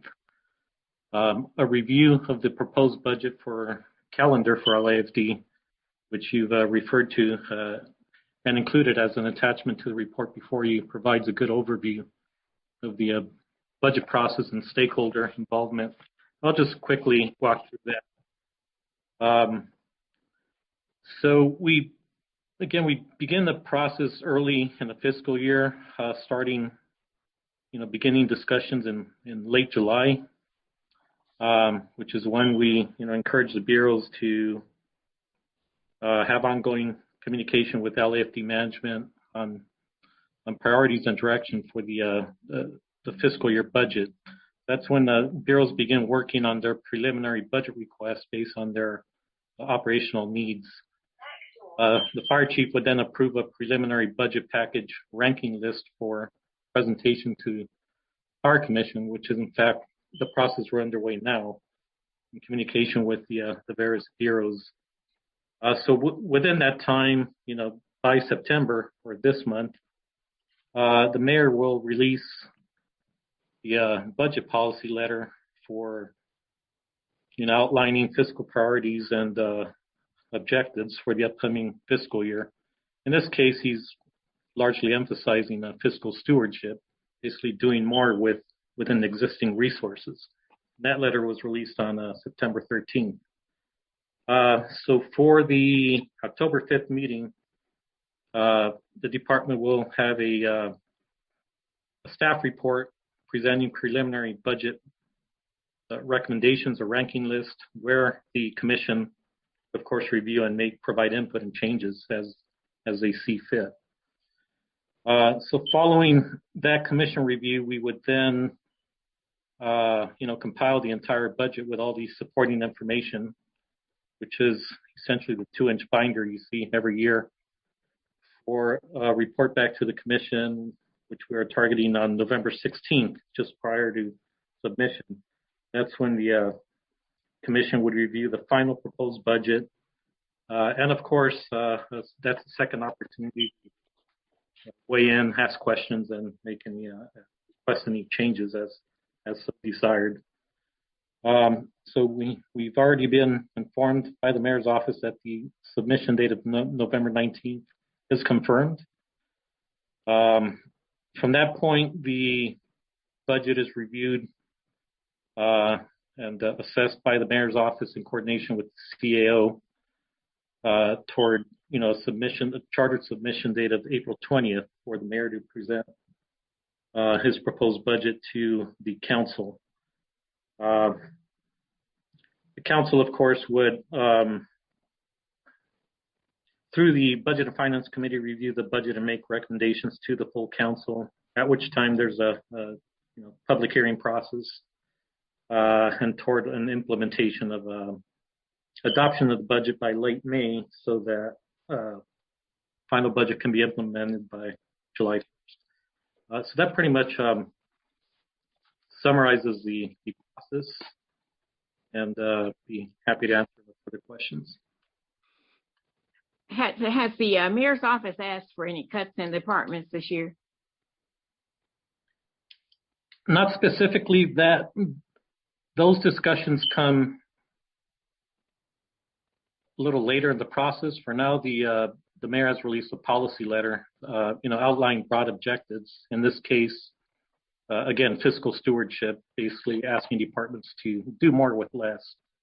And, any new requests should be matched with, reduction elsewhere in operations or met with some kind of a revenue adjustment to, achieve cost neutrality. But, throughout between the time when budgets are being developed, the mayor will reach out to departments with more detailed discussions on, how to best maximize a department's objectives with, cost savings in mind, or how to maximize work in the best interest of the general fund through, let's say, maximizing special fund resources or creating efficiencies in operations and looking at operational reductions for lower priority needs. When we have the report on October the 5th, is it possible to segregate any new items, new requests, and cuts, reductions of any kind into a separate report from the rest of the budget, so that it's easier for us to quickly see what's new and what's not new? Well, the reports, in fact, only focus on what is new over the fiscal year. Much of what you might not see in that report are the ongoing obligatory adjustments, salary adjustments, continuing resolution authorities, et cetera, that are really just part of the base budget that continues year to year. So we do attempt to focus on new items to make the best use of the commission's time and understanding what the department's priorities are and direction over the course of the new year. Because that would be helpful, as opposed to, I still have sitting here looking at this about 5-inch book Right. that was delivered to my house last year. But it's too cumbersome to go through the whole package and see what's new and what's not new. So to see what's new, if it was segregated into a special report, I'm not happy to hear you saying that's what you do, so that we can look at it in a quicker and easier way to be able to identify what's going on in the department and to see if there's special things that we think should have priorities or not. Okay, very good. Commissioners, would you like to comment or ask questions? The only thing that I would like to say is that, thank you, Emilio. Emilio does a great job every year with the budget. Also, just reminder, like, a lot of stuff happens in city council and with the mayor's office, and so it's, oftentimes, we would request things be put in there, and they consider them, but in the end, they do what they're gonna do, which is as they're entitled to do. We can't vote and direct them to do anything. That's not the way it works, unfortunately. So we've had, over the course of 8 years, we've had definitely issues come up with, commissioners want something in there. If the city council and the mayor's office don't agree and there's 15 different people, it's not going to get on there. And I think sometimes people misunderstand that. And that's the only thing that I kind of want to say about that. Are there other comments from commissioners or questions from commissioners? No, I appreciate you bringing this up, Commission President, and also Emilio, thank you for doing this work. I look forward to having it come to commission, and I think it is important that we, as the oversight body, at least publicly share our opinion and our wishes. Whether or not council, we can't control that. That is known, and we've experienced that multiple times. However, I do like the idea that we keep bringing it up and keep moving things forward. So thank you. Thank you very much. Are there any other comments from commissioners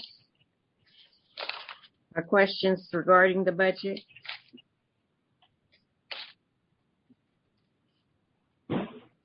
Okay, very good.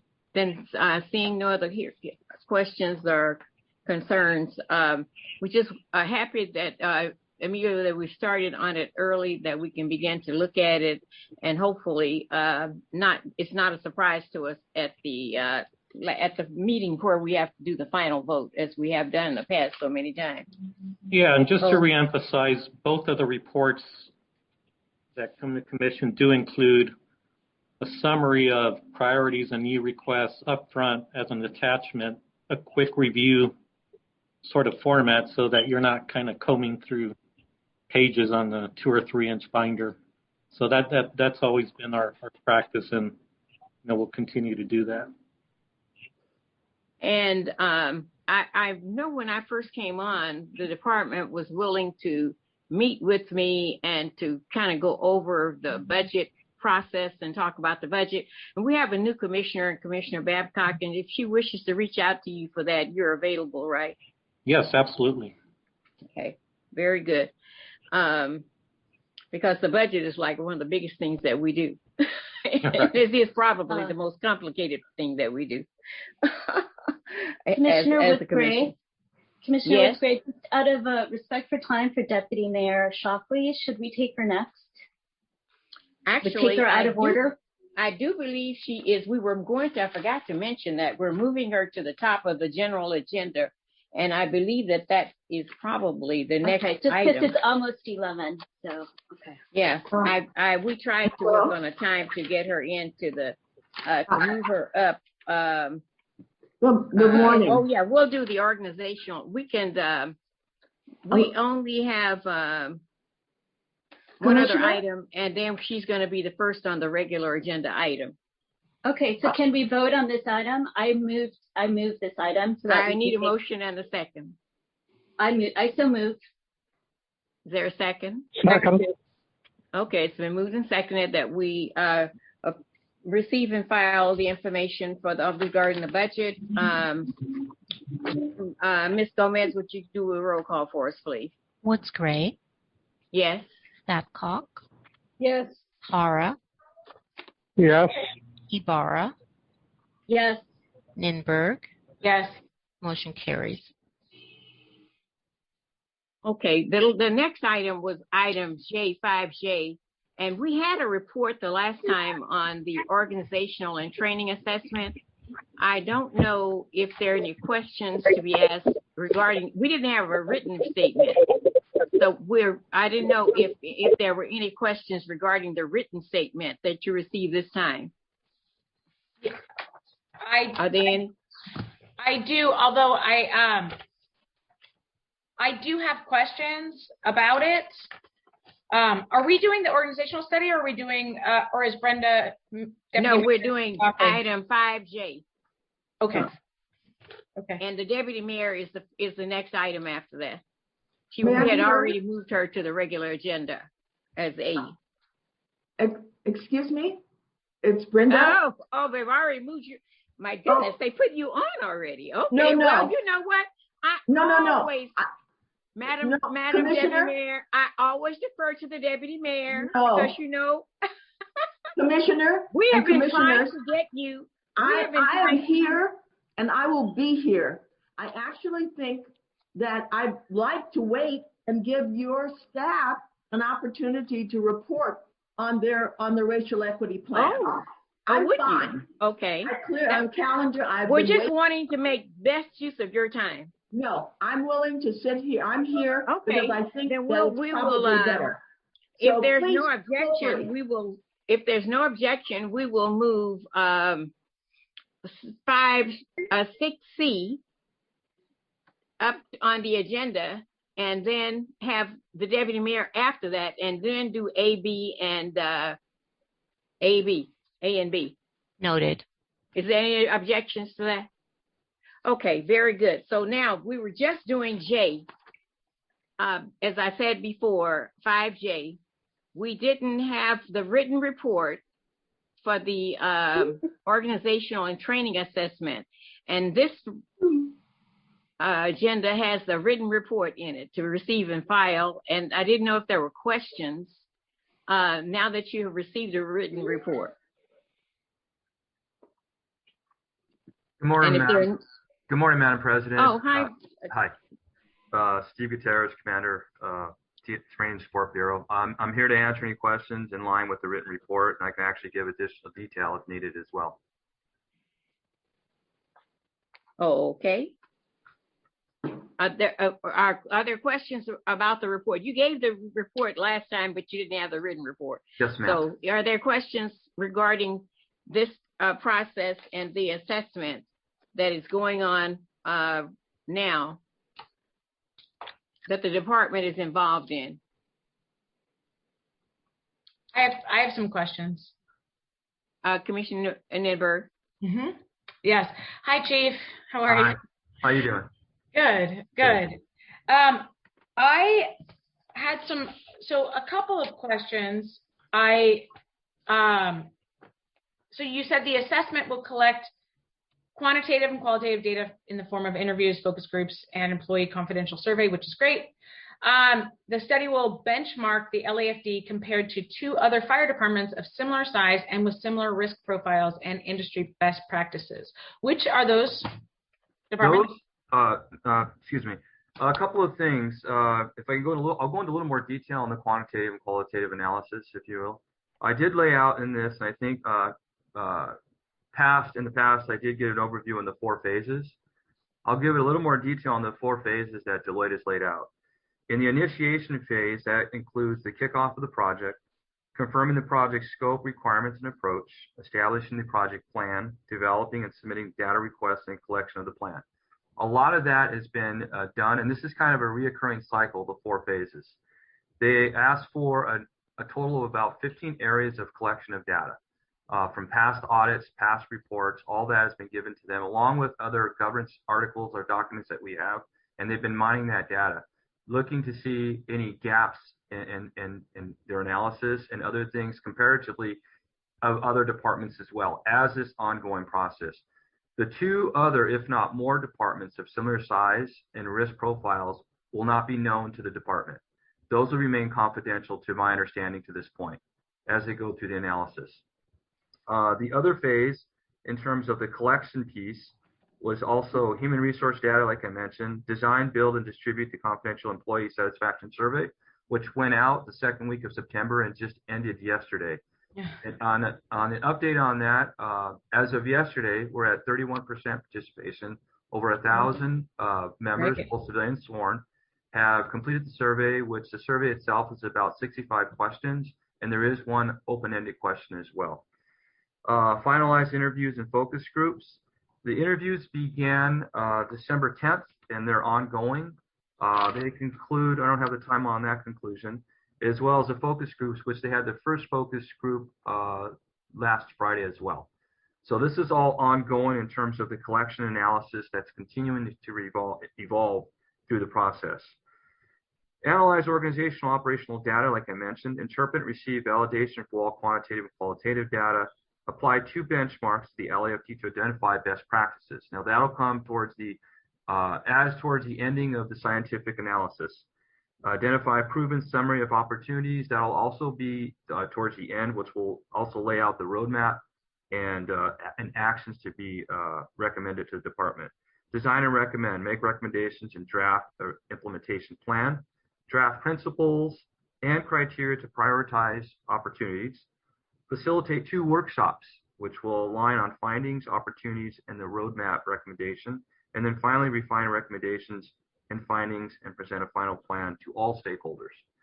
So to answer your initial question, those like departments in size and risk profiles will not be known to the department. Are there just, that is just Deloitte? It is, okay, so it's like blind. Yes. Your department's blind. Okay. And you mentioned 15 categories they were assessing? No. I mentioned there's actually 5 categories through those, and I'll read those off so you have a better understanding of kind of what they're asking, what they're seeking in the focus groups. Let's see. The categories are what there are pillars of framework that will assess in the focus groups, interviews, and surveys are people, the organization, well-being, work, technology, and learning and development. These are overarching areas that will intersect among 30 impact areas that will be assessed. So, am I still on? Okay. Yeah, you're on. Okay. Yeah. So, if you can imagine this, and I know it's kind of hard, but if you can imagine you have these areas I just mentioned, organization, people, work, learning, and development. Outside of those are 30 impact areas. So there's areas inside of those that will all intersect through the questions and answer period, through the focus groups and the dialogue that's taking place. The focus groups are orchestrated and they're run by Deloitte and their teams. And they basically get dialogue, and then the dialogue takes them to the areas within those pillars.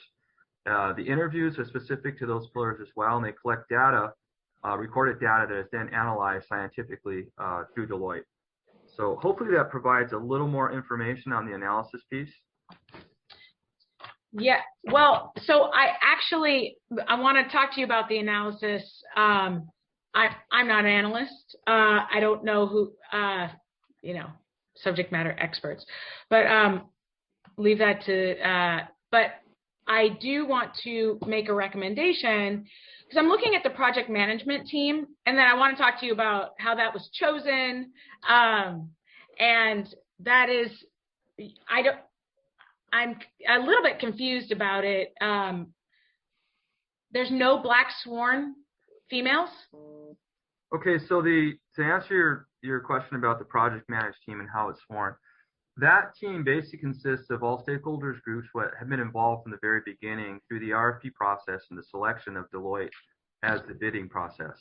So that same team, that same collective team has been through the process throughout the selection, and now Deloitte has asked for them to be present to basically provide equity and transparency in the process. Deloitte is clearly the consultant in all of it.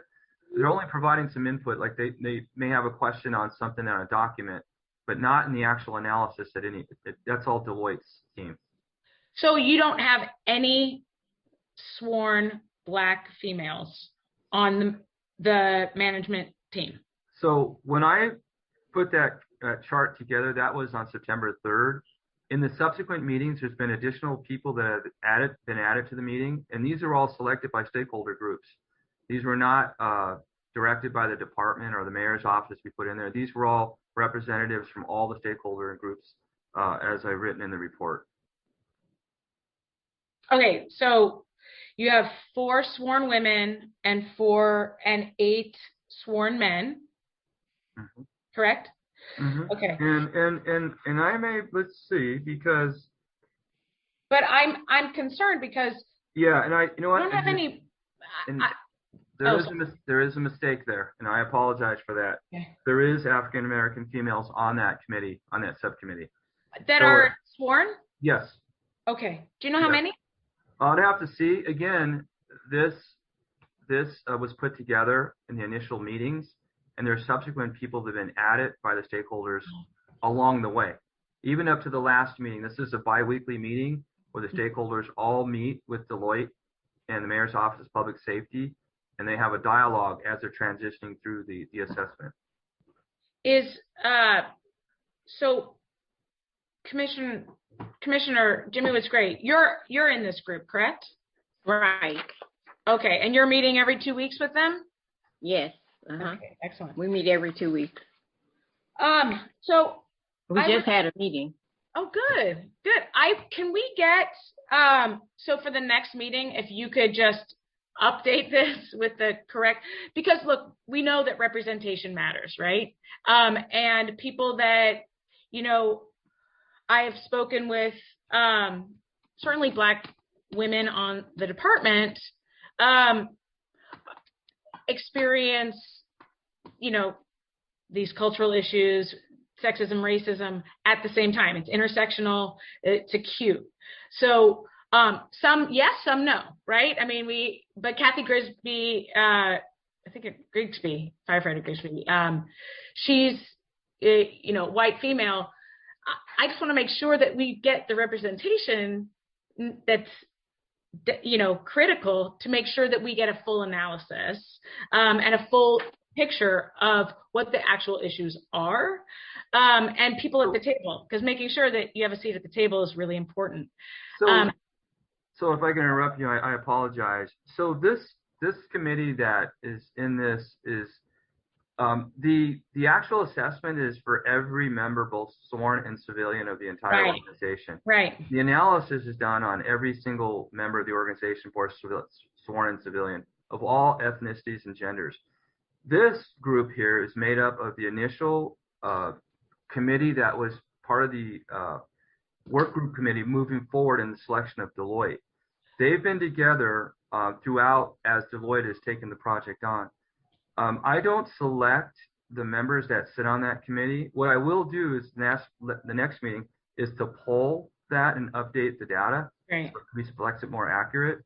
But the department nor the mayor's office select any of these members that sit on that committee. Well, I would also like to make a recommendation that we have the foremost gender researcher on the West Coast, arguably, who sits on the Women's Commission. She's the president of the commission currently, and she's also the researcher for the Women and Girls Initiative at the county. And this is what she does.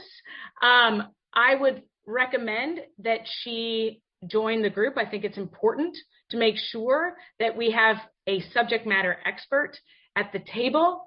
Dr. Fila she's a professor, but she also teaches quantitative analytics, and she was the researcher at the Center for American Women in Politics at Rutgers. So I would recommend that we take a look at this and make sure that we get, I've asked her, and she's willing to do this work. She's the one who ran the strategic planning session that came up with this work, this organizational study. So she's the one who actually was helping the women come up with their goals, and this was their #1 goal. So I think it would be really important. She was supposed to be on originally. I was supposed to be on originally.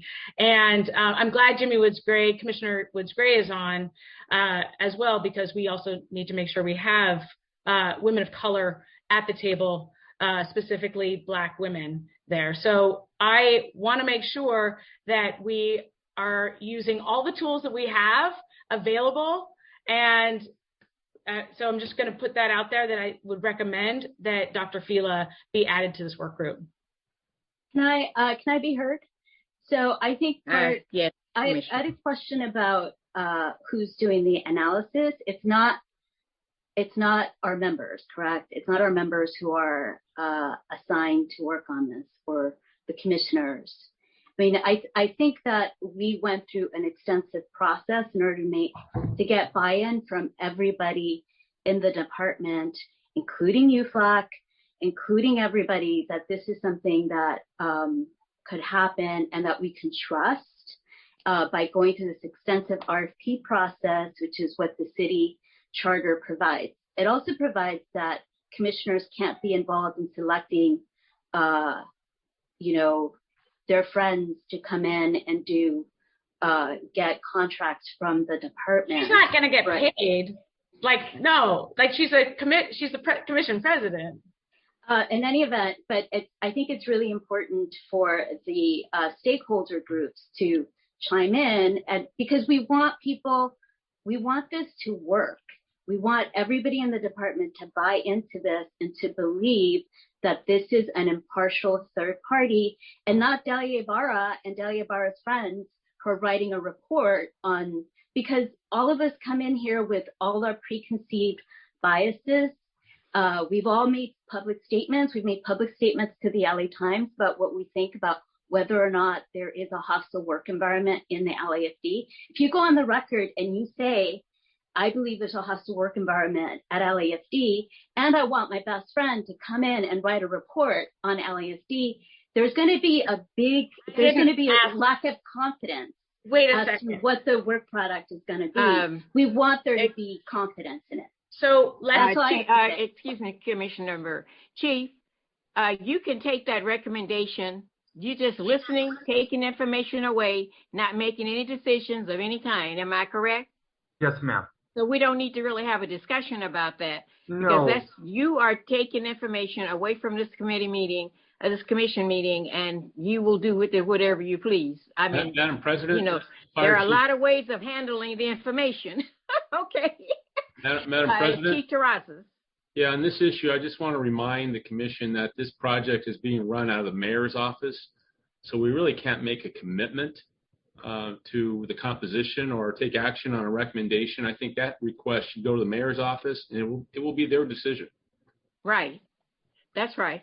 Now, that's because even when I've made suggestions, they say, oh, let's take it to the group, and if they decide, then that's what we'll do. So, usually it's an open situation, and so far so good. It's worked great. I think all the commissioners got their surveys, whether they met their needs or whatever. They had the opportunity to see what the surveys look like and to participate in the process. Are there any other questions? I didn't get that. Excuse me? Were we supposed to get copies of the survey? Yes. You got the email. Everybody. Okay. All right. I'll look for it. Thank you. Yeah. Once we received the letter saying that we were employees, I felt that we should participate as employees in everything the employees participate in. And so the group agreed, and Chief Terrazas and all the rest made sure that it happened. Okay, very good. Do you have one other question? I do want to clarify, because it was clearly misunderstood. Dr. Jackie Fila would not be writing it, but she would be able to make sure that the right questions were being asked, because she's a subject matter expert. But so your suggestion is taken in by the chief, and he will go from there with that with that particular item. And he's a very good listener. He has a smile on his face. He's got it all together. I can see it coming right now. Chief Gutierrez, thank you. I appreciate this. Thank you. Absolutely, you're welcome. Okay, so Chief Gutierrez, thank you very much for adding to the report and for giving us the information, the printed information. And when we do feature reports, the printed information is really great because it adds to and strengthens your report. Thank you so very much for that. You're welcome. Okay, so now we are moving now to the regular agenda item, and we're going to move item C to the top of the list. Motion on that item? Oh, we need a motion to receive and file that report. Is there a motion to receive and file 5J? So moved. Did I hear a second? Second. Okay, it's been moved and seconded. So therefore, Ms. Gomez, would you do a roll call, please? Woods Gray? Yes. Babcock? Yes. Hara? I've requested to unmute. Yes. Ibarra, Yes. Ninberg. Yes. Motion carries. Thank you very much, and thank you, City Attorney Nguyen, for keeping us on target. Okay, very good. Now we move to the regular agenda items, and we're going to move item C as the first item and followed by item D, because the deputy mayor would like to hear C. And so I think that's a great idea. We'll just move them up there. There was no objection to that. So at this time, we have a verbal report by the department on the update of the Los Angeles Fire Department's Racial Equity Action Plan.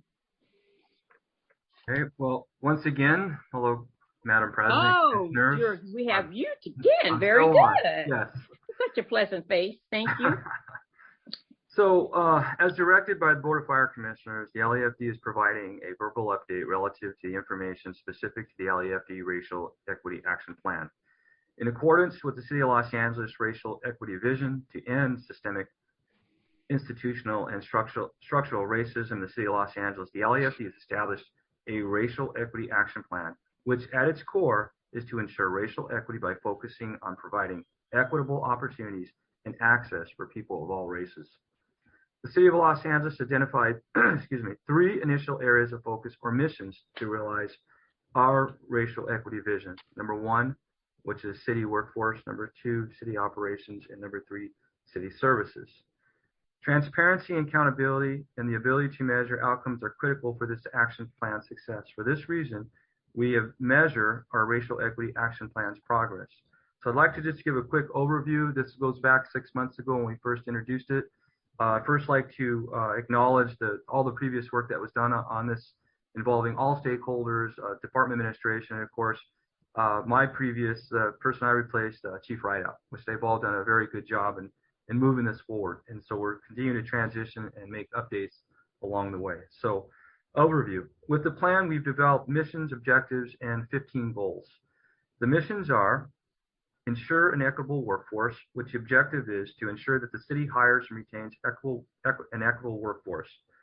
Next is ensure equitable operations. The objective, promote racial equity in all city operations, including contracting and volunteer opportunities. And finally, ensure equitable services. Create and update city services and programs to ensure equitable access and opportunity. Now, status of our goals to date, progress and status to date. So as I mentioned, there are 15 goals, and if you probably don't remember, it's been 6 months, but I did lay those out. We kind of cut it short because, and I want to preface this by saying there's a lot of goals that we have in our plan that have been hampered by COVID. The ability to have visitors in the fire stations, the ability to continue a lot of the outreach programs that we want with the public and the community has been hampered by, obviously, the pandemic. But we have made progress. I'll go through them. I'll kind of go through them rather quickly, and then we can go back and revisit any if you have questions specifically. So they're laid out by the mission, like I mentioned before, and they're established in goals. The first being goals 1.1 through 1.5. So 1.1 is Fire/EMS Apprenticeship Program, and I'll give a general description. To hire fire department cadets to work on a third person on an ambulance. This is part of a long-term strategy to provide opportunities, recruit, and hire diverse candidates. So to date, we're still we're at zero progress, and that mainly being number 1, COVID, as I previously mentioned, and funding. However, we are seeking additional avenues for additional funding to make that happen. It was originally funded, and then of course we lost that funding. 1.2 is formalize a mentorship. Produce, implement a professional development program, direct, guide, and mentor members seeking professional development, set members up for success in their current positions and those may take on in the future, allow access to all resources. So we have been making progress in those areas to date. We're about 20-25% and moving forward with that. We have implemented the probationary firefighter mentorship program, which is the PMP.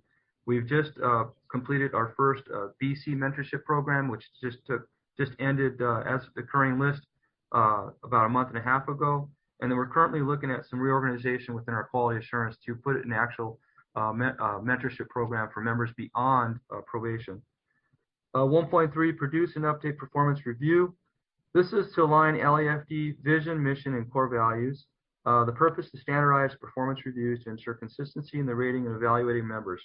Again, there has been some work done with this, but there's further work to be done. But some of the status is there's been a working group that's developed the rating criteria for the rank all the way through captain.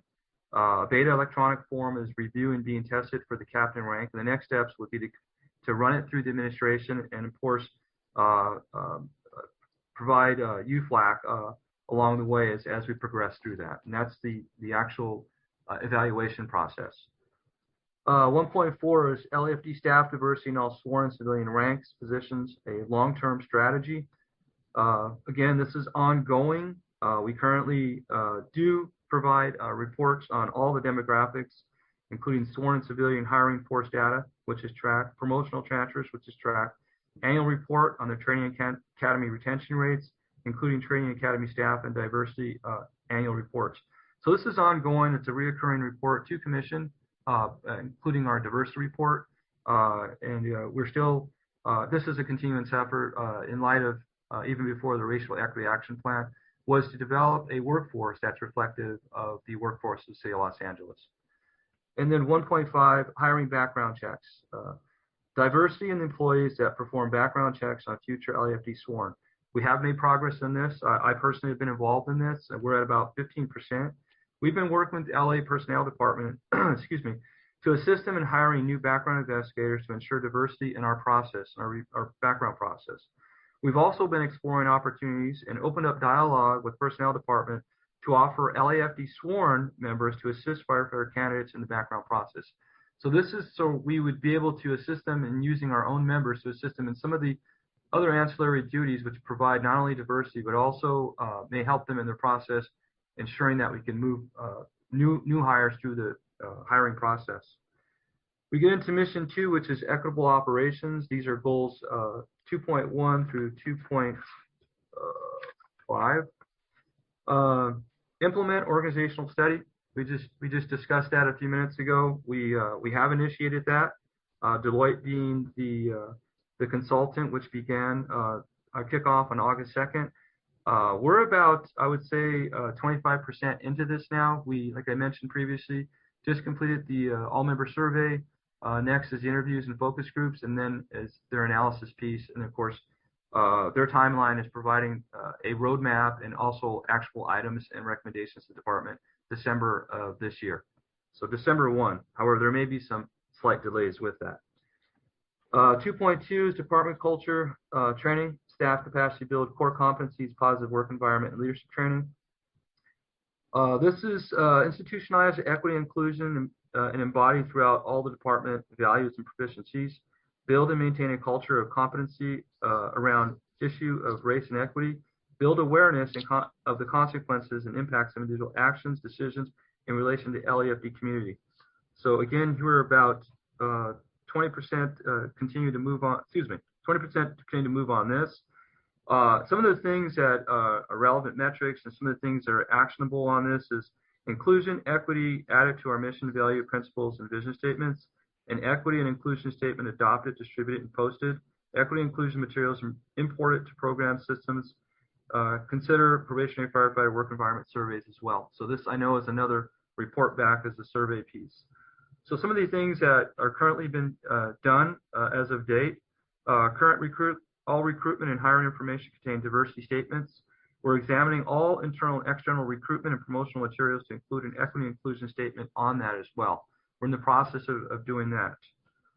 2.3, establish and develop a library core and information updating process.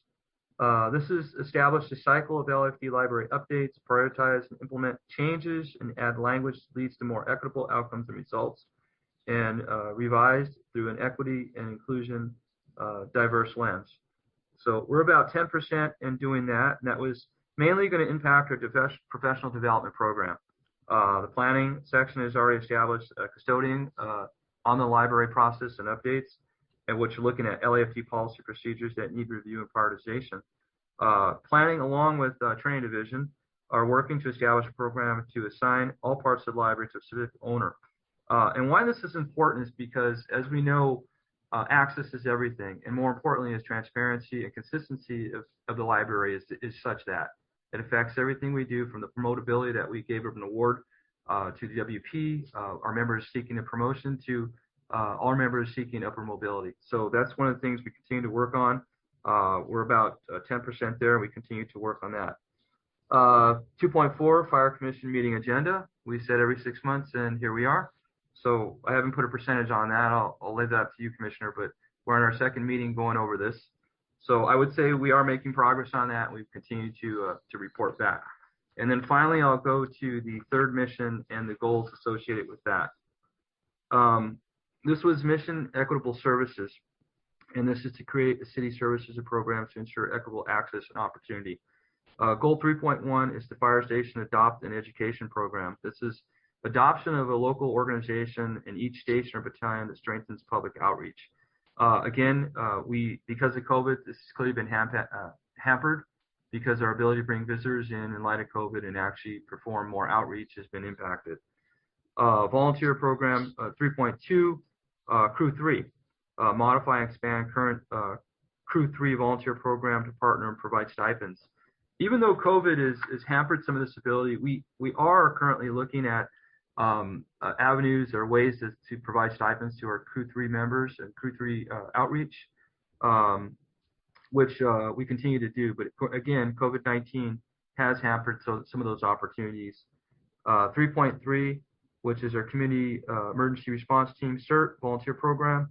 This was to modify and expand CERT program, explore partnerships to provide stipends, build community resilience and sustainability, which aid in increasing community self-sufficient and during a disaster. Again, COVID has hampered some of these outreach programs and our ability to, again, bring the CERT members into the station and open them up to the communities more. It's really been hampered by COVID. However, I will tell you that the CERT program is still alive and well. I get reoccurring updates from the local CERT program and Central Bureau. So they're continuing to do things in light of COVID. We're continuing to support them. I've talked quite often with Chief Legal at Central Bureau in terms of what they're doing with CERT. So just some of the things that we want to do to expand has been hampered by COVID. And then finally, goal 3.4, communications and community engagement. Convene and or collaborate in having community conversations with a focus on connecting with residents from all backgrounds, from all areas, to obtain input in policies and practices for purpose. To listen openly to residents' experiences, identify policies and practices that can improve and implement changes where needed.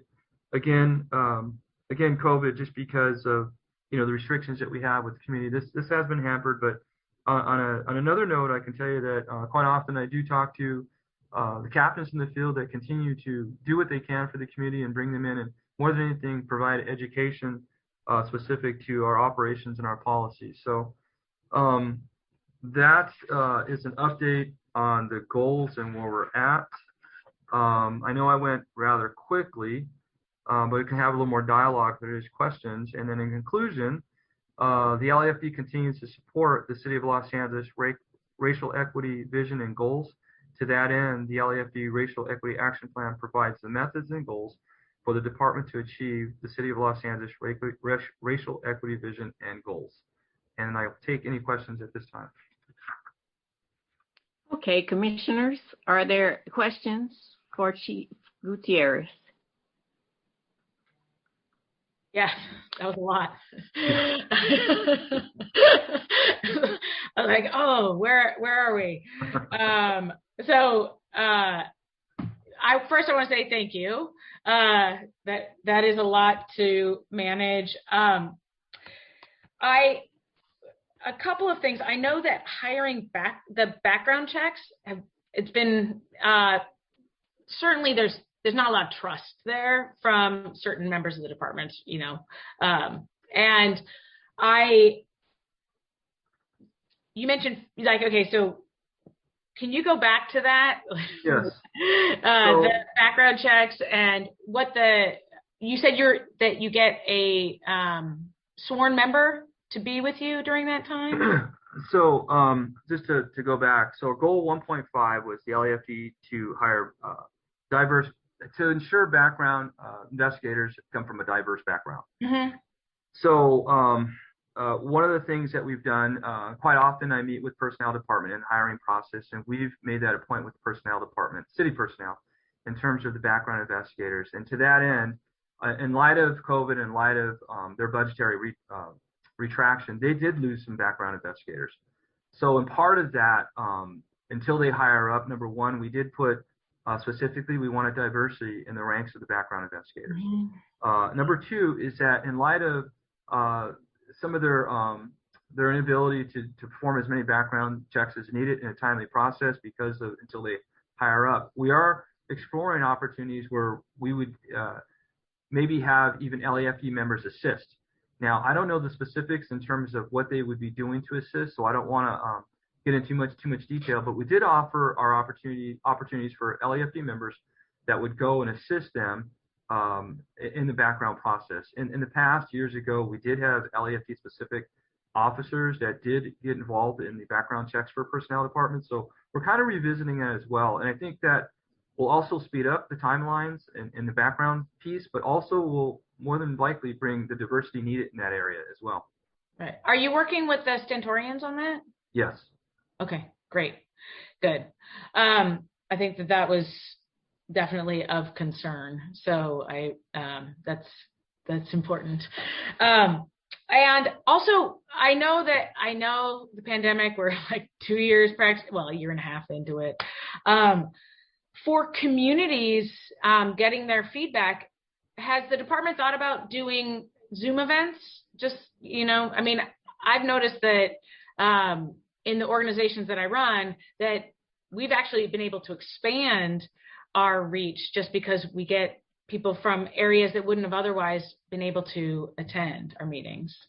Correct. In terms of like the CERT program specifically, the entire meetings that I'm aware of are run by Zoom, or Teams or something. Right. So we are getting community involvement via using electronic media, but I agree we need to probably expand that because we don't know when we're going to have that human interaction again. So that's something I will take a note and put that into the plan. Okay, excellent. Thank you. You're welcome. Great. Are there other questions from commissioners? The third on a rescue. The funding for that, you said it got held up, or you're looking for it? Yeah, we're COVID. I know that COVID was limiting that too. Right. We're constantly looking for funding sources for all our expanded operations, include youth programs and things like that, or even partnerships. So that's just another one that we're looking at that we continue to look for. I know that work has been done in terms of they were very close to getting that off the ground, but then we lost the funding for it. Okay. All right. And you hire from the cadets, right? The cadets and the crew 3. Yes. Yeah. Okay. Good. Excellent. That's exactly that's what it was intended to do, is lift people up from the community and get them opportunities to work in the field. So that's great. Thank you. You're welcome. So my only request, Chief Gutierrez, thank you so much for the report. It's always harder to follow it when it's an oral report than when it's in writing. And so you're probably not going to come back for a couple of months, but when it does, like maybe if it was in writing, that would be, and it doesn't need to be extensive at all. Like even if it's just a page, that would be great. Yes, ma'am. I agree. There's a lot of information, and with the updates, I think having it in writing will be easier to follow for everyone involved. Thank you. Mm-hmm. Thanks. Thank you, Commissioner Ibarra. I had the same feeling as he went through each item and each goal. That, oh wow, where do I see that? It's a lot. It was a lot, which is good. But the Chief went through it and did a good job of going through it. I'm actually happy to hear that we're looking at giving crew 3 stipends, because that's a really important part of what they do. I was shocked when I realized that they didn't get paid for what they do. And I know that the CERT program is very active in my area. They've been organizing and recruiting and doing training. So that's actually that's a really good program also. And I'm very glad to hear about the background investigators, because that's been a little problem for me from the beginning, because it seems like we often lose a lot of people in that particular area. And I always thought I couldn't figure out why LAFD members couldn't do the background checks. Is there any reason why they can't do it? They do everything else. Yeah, I don't know the answer to that, Madam President. I do know in the past we were involved in that process, but I know that's in the purview of city personnel. But we are looking closely at how we can assist and assist them in that process from the LAFD. Because I think LAFD members would know what they're looking for more so than those retired police officers that we usually end up using. What has been the most important thing that you've accomplished since you started this program?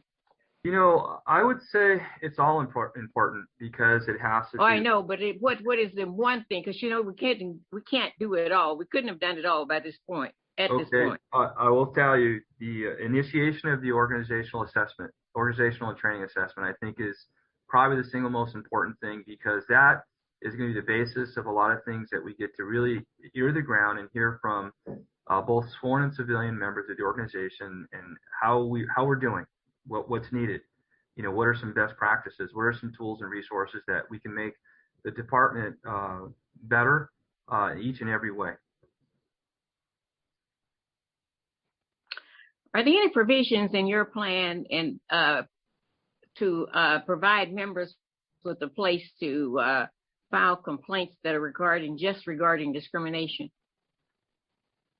Are you talking in terms of the Racial Equity Action Plan specific? Right. No. The personnel department you can file there. They can file through our department, CTS. They can file outside the organization through FEHA, through the feds as well. So there's a number of places, but it's not included in the Racial Equity Action Plan, ma'am. Okay. Very good. Thank you very much for the report. Very thorough report, very complete, and a lot of information there. And I think things are going well with the organizational planning that we're doing. That seems to go, it's going well, I think. So I can't wait to see the end product of what comes out of it. And I'm hoping that I get out of it what I'm hoping to get out of it.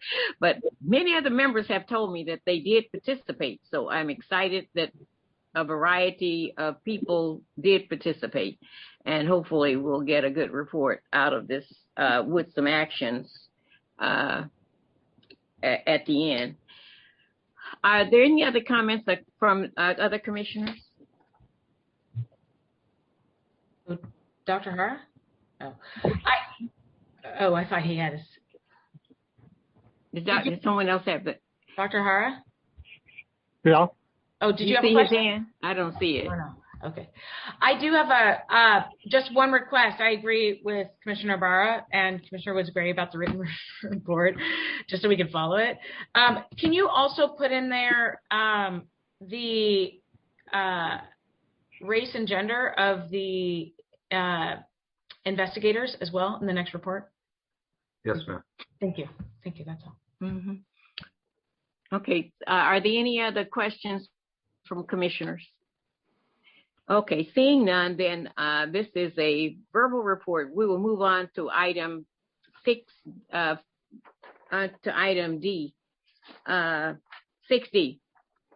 And that is the lady of the hour who we've been trying to get to this commission since June of 2020. Wow. It's a long ways from City Hall, huh? Well, we're ready to, we're so happy to have you here, Deputy Mayor Brenda Shockley. And we're happy that you're doing the work that you do because of your past background and experiences. This is a perfect job for you. And thank you for accepting the challenge. So we're all ready to hear your report. Well, thank you. And I guess I can still say good morning to everyone. In a certain way, things do happen as they should, because this time last year, we wouldn't have been able to have this level of detail in terms of a finished report, nor would we have had many of the experiences that are now really influencing how we all are responding. It's been a fascinating 2.5 hours this morning because it's such a reminder of what a microcosm all of our efforts are, and how it's a microcosm of where we as Americans, as Californians, as Angelenos, where we are in terms of identifying how to go forward. In some ways, I am probably the perfect person to be here today because as I listened and I heard someone say, oh, this isn't the 70s. Well, I happen to have been a city attorney in the mid-70s under Bert Pines, where we negotiated the consent decrees with the federal government regarding Los Angeles Fire Department and the Los Angeles Police Department. I didn't know that. On one hand, proud, and on the other way, hand, so saddened that literally last year on June 19th, 2020, 45 years later, I was appointed by Mayor Eric Garcetti as a Chief Equity Officer for the City of Los Angeles. I'll give you a moment to think about it, because it took me a moment. Wow. It's not an issue of checking the boxes. It's not an issue of, and yes, it was an excellent report. I think the important part of this, though, has to do with the implementation. That yes, it's 15 goals, but this department and others have gone through these exercises. How do we make it more than an exercise? There's always an explanation or a rationalization for why something didn't happen. But we are at a moment in history when we cannot look the other way, where we really do have to make the values and the mission set forth in ED 27 part of the governance of the city of Los Angeles.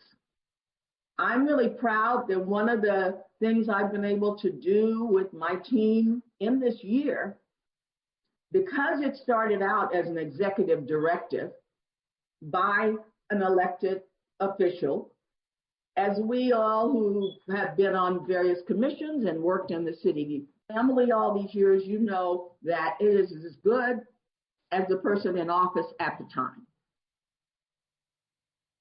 In anticipation of institutionalizing the commitment that the mayor made, I'm proud to say that Councilmember Mark Ridley Thomas embedded ED 27 in his most recent motion on anti-racism to the city council. So it is part of that ordinance.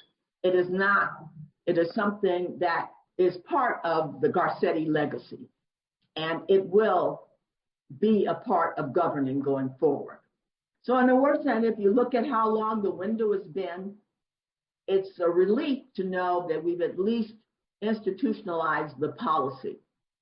But the dynamic, and the dynamic that I heard over and over today, is how do you get the culture to accept the values?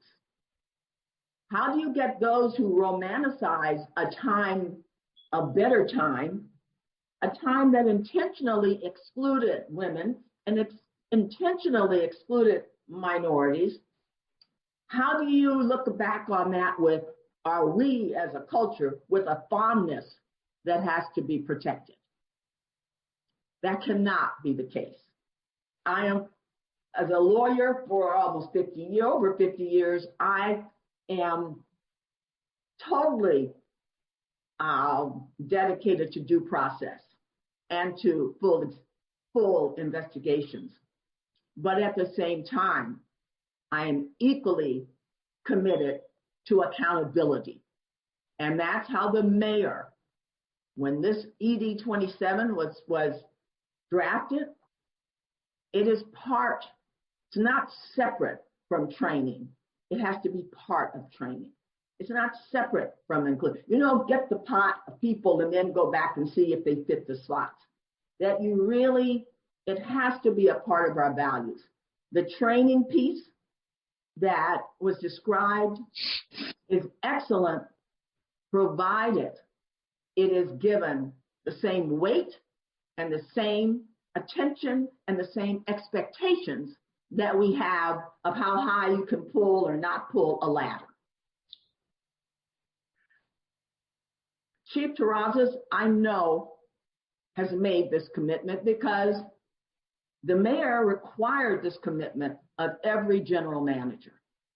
And I urge you, Chief, to require performance evaluations all the way down the line, reflect how well the performance has been around diversity, around inclusion, around equity, just as you measure whatever distance and the other physical kinds of things. It is not and never has been an either or. It is a both and it is a both and that has equal weight. Because if we are to survive, if we are to thrive as a city, as a nation, as a community, we have to respect, include, and ensure that everyone is given a fair, equitable opportunity at every level. All words have been written. I know it's a beautiful report. I saw them. There's never, ever an issue of compliance with LA Fire Department. They're going to get their stuff in. I think the biggest issue for all of us is how are we going to live together, work together, protect together, be together in a way that is absolutely fair to everyone. And when it is not, we have to be able to acknowledge it, and we also have to correct it. Why didn't? If all of this happens and you still end up with 50% of the people who wash out are African American or women or whatever, why? 90% is still not good enough when you're talking about humanity and you're talking about the institutional racism, structural racism. There is and should be no quarter. There is no pass. Everyone. And the mayor has made this very, very clear. And I am proud to represent him at this point. I am sorry it's taken 45, almost 46 years for me personally to see this level of commitment and expectation at the highest level in our city. So I thank you. Today was a reminder on a lot of levels of how we all have to find a way to live together, but it also reflected a professionalism that recognizes that change is necessary, inevitable, and yes, urgent. So with that, I'll answer any questions, and I look forward to coming back again, because I do know, and we all do, LAFD is kind of the eye of the storm right now. And how you manage and how you find common ground and how you live up to the values of this republic will set the tone for how many of the other departments go. So thank you. It's been my pleasure to be here. And it's always, always a pleasure to hear you speak, Deputy Mayor. And thank you very much for all your wonderful comments. And I'm happy that you were able to sit in on the meeting and hear the issues. Are there comments from questions from the commissioners? I just want to thank you. Thank you deeply for coming here, for sharing your experience. I mean, invaluable that you were part of the 1974 consent decree. Like, wow. Didn't know that. I feel fortunate to be on this Zoom with you and grateful for your leadership and understanding the issues and your guidance. So all I want to say is thank you so much for all the work that you've done and you continue to do for the city. Thank you. Thank you. Are there other comments from commissioners? Comments, questions? Deputy Mayor Shockley, how will the, we've had this thing with the mayor of looking at the census to decide on our racial makeup. How do you think the census is going to affect the work that you will be doing? Well, I think first we've got to make sure we have a full and complete census, which seems to be somewhat at issue. But I think particularly one of the things that they didn't go into so much in the LA Fire Department's plan, and I imagine is because it has to do with, we're talking about the city services, but we're also talking about city contracting. We're also talking about various communities as well as looking at our workforce. So yes, in the sense that we all are looking at what's parity and what is a representation, but at every level. Not that, yeah, we got 9% African Americans, maybe, but they're all in the protective services classes. That is not equity. And I think that those numbers, personally, I don't think that it's going to make a big difference for the work we're doing, because the work we're doing is changing of the heart. And it really, every heart that we come in contact with, changing the policies, the institution, so that whoever enters that institution or is affected by that institution is treated with the level of respect and deference that they're entitled to. I think, well, I won't even get into it. I was out of town on vacation, so I was surprised when I saw that there's a proposal to double the size of the city council. I have no comment. I'm just saying that there's a lot of stuff going on. But yes, the work that we're doing, I don't think we'll be able to, no longer. We've avoided as long as we can. And we all have a responsibility. And I think we all have the tools to step up. But it is about taking a position. And there is such a thing as right and wrong. Some things aren't all that negotiable, if at all. And I appreciate the fact that you pointed out that on paper, you can write wonderful plans on paper, but that's not the real issue. And so that's what we really have to watch out for, is how the plan is implemented and carried out in the department as opposed to what's written on the paper, because we have some great writers. Right, but I will, in deference, and I don't want to get the titles, is it Chief Gutierrez? Okay. Yes. Okay. That how it's written is important, though. How clear it is, how we have measurable outcomes, how there are those steps. That's the thing. I don't think you can beat the fire department, police department, any of these big departments at doing it.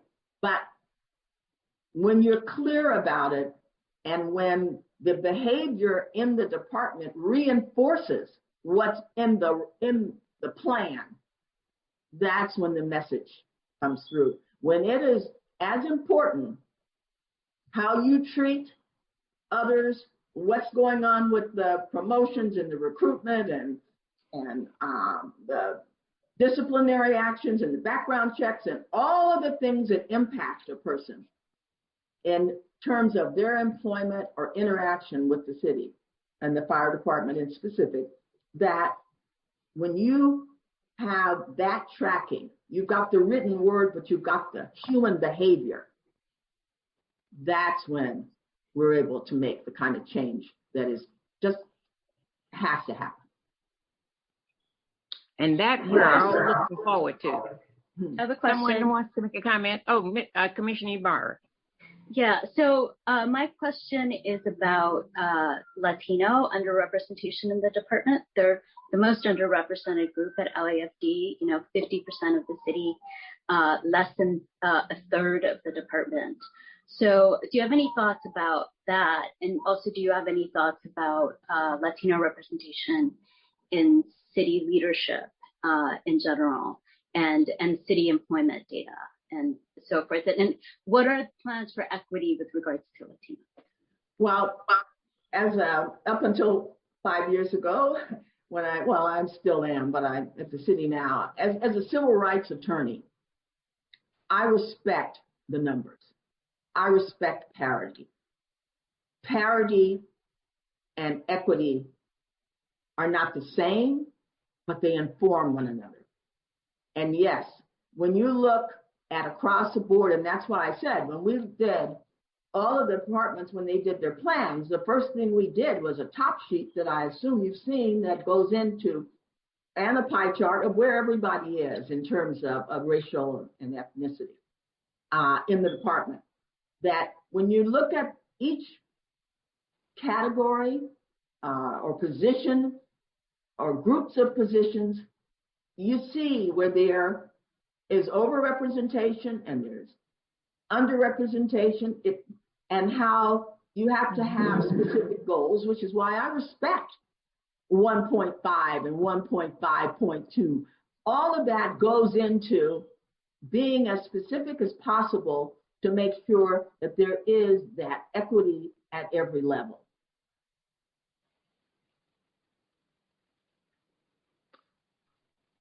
And very good.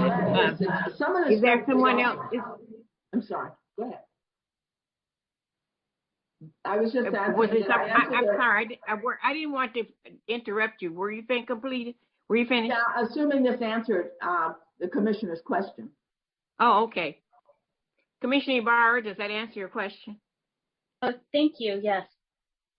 Okay, very good. Let's see. Are there other questions or concerns or comments? I do want to say, again, thank you for talking about parity at every level. And where you have certain departments where races or genders will congregate, and making sure that we as a department are looking at every level and making sure there's parity at every level. And I just want to thank you again for bringing that up, because that is critical, to moving the department forward and making sure that everybody has a fair and equitable workplace and equal opportunity. So absolutely. Thank you. Yes. My pleasure. Thank you. Okay, if there are no further questions or concerns or issues to discuss with the Deputy Mayor, we want to thank you very much for coming over. We've been waiting for this for a while, and it wasn't your fault. I mean, we knew that you were available. We just had to reach out. And so I'm so happy that you were able to come over. And we do look forward to you coming back as we prepare and work more on the plan and hear the reports from Chief Gutierrez on the accomplishments, and then we weigh what we see happening in the field, what we see in real life, and the plan. And I would very much like to come back. We thank you very much for attending. Thank you.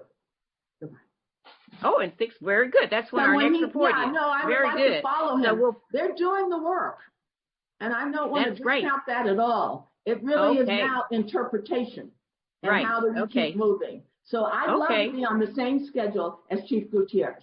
Wonderful. Thank you so much. We will certainly put that on the agenda exactly in that order. All right. Okay, very good. So you have a great day. Thank you so much. And we will move on to, did someone have a comment? Was someone trying to say something? Oh, I thought I heard a sound. Okay, now we'll move back to the regular agenda items. And the first item is 6A, and that's the report of the department on the Professional Standards Division substance abuse related cases. And is that Chief Kepner? Hello, good morning. I will be presenting the department's report on this agenda item. Oh, okay. Very good. Can you introduce yourself, please? I will, thank you.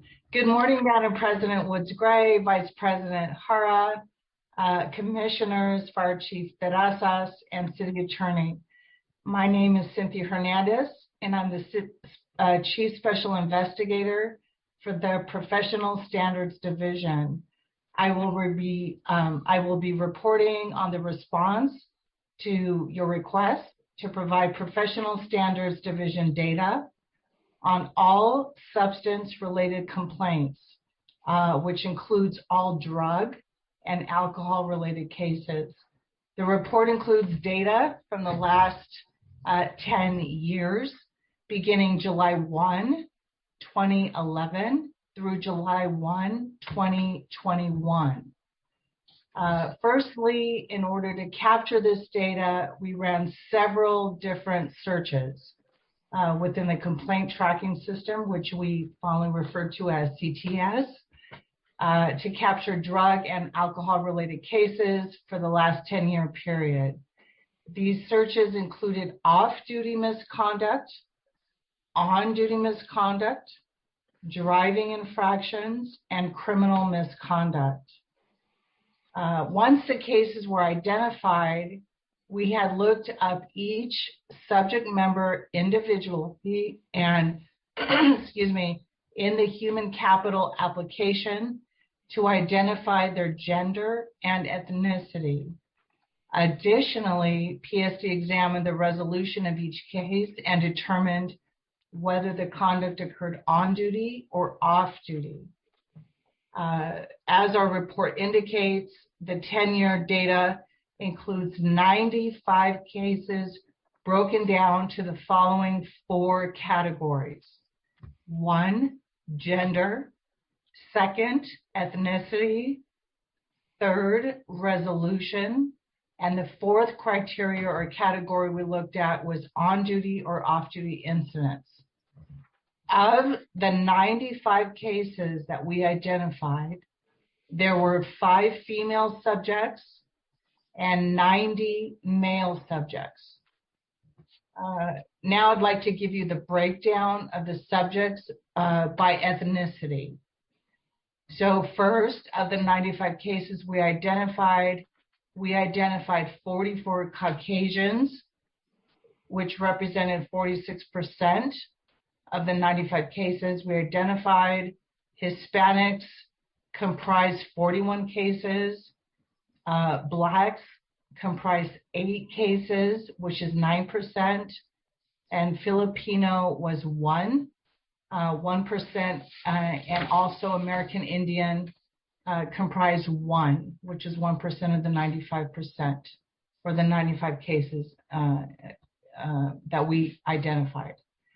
Now, of the 6 potential resolutions, and regarding the resolutions, in our written report, we identified and defined and detailed the definition of each of those 6 potential resolutions. So I won't go into that now. You can refer to that to our written report. But of the 6 potential resolutions for the investigations completed at PSD, here are the breakdowns for the 95 cases examined. 69 of the 95 cases identified were sustained. That comprises 73%. 2 of the 95 cases identified were sustained non-punitive. That's 2%. 11 of the 95 cases identified were found to be non-disciplinary, and the 4 of the 95 cases were identified as unfounded. And 1 only one of the 95 cases identified in the last 10-year period were closed out, as we say, out of statute. I will add that 5 of the 95 cases identified in this report are still open and under active investigation, so we won't go into the details of those cases currently. The breakdown of the on-duty versus off-duty conduct is as follows. On duty, we had 19 cases. That comprised 20% of the 95 cases that we identified. And the off-duty cases was 76 cases of the 95, which is 80%. The level of discipline served, as you probably know, is adjudicated based on the pre-established LAFD penalty guidelines, the procedures outlined in the city charter. On a side note, provide the authority given to suspend or terminate a member's employment. And in some cases, the department may enter into a settlement agreement for substance abuse or related cases.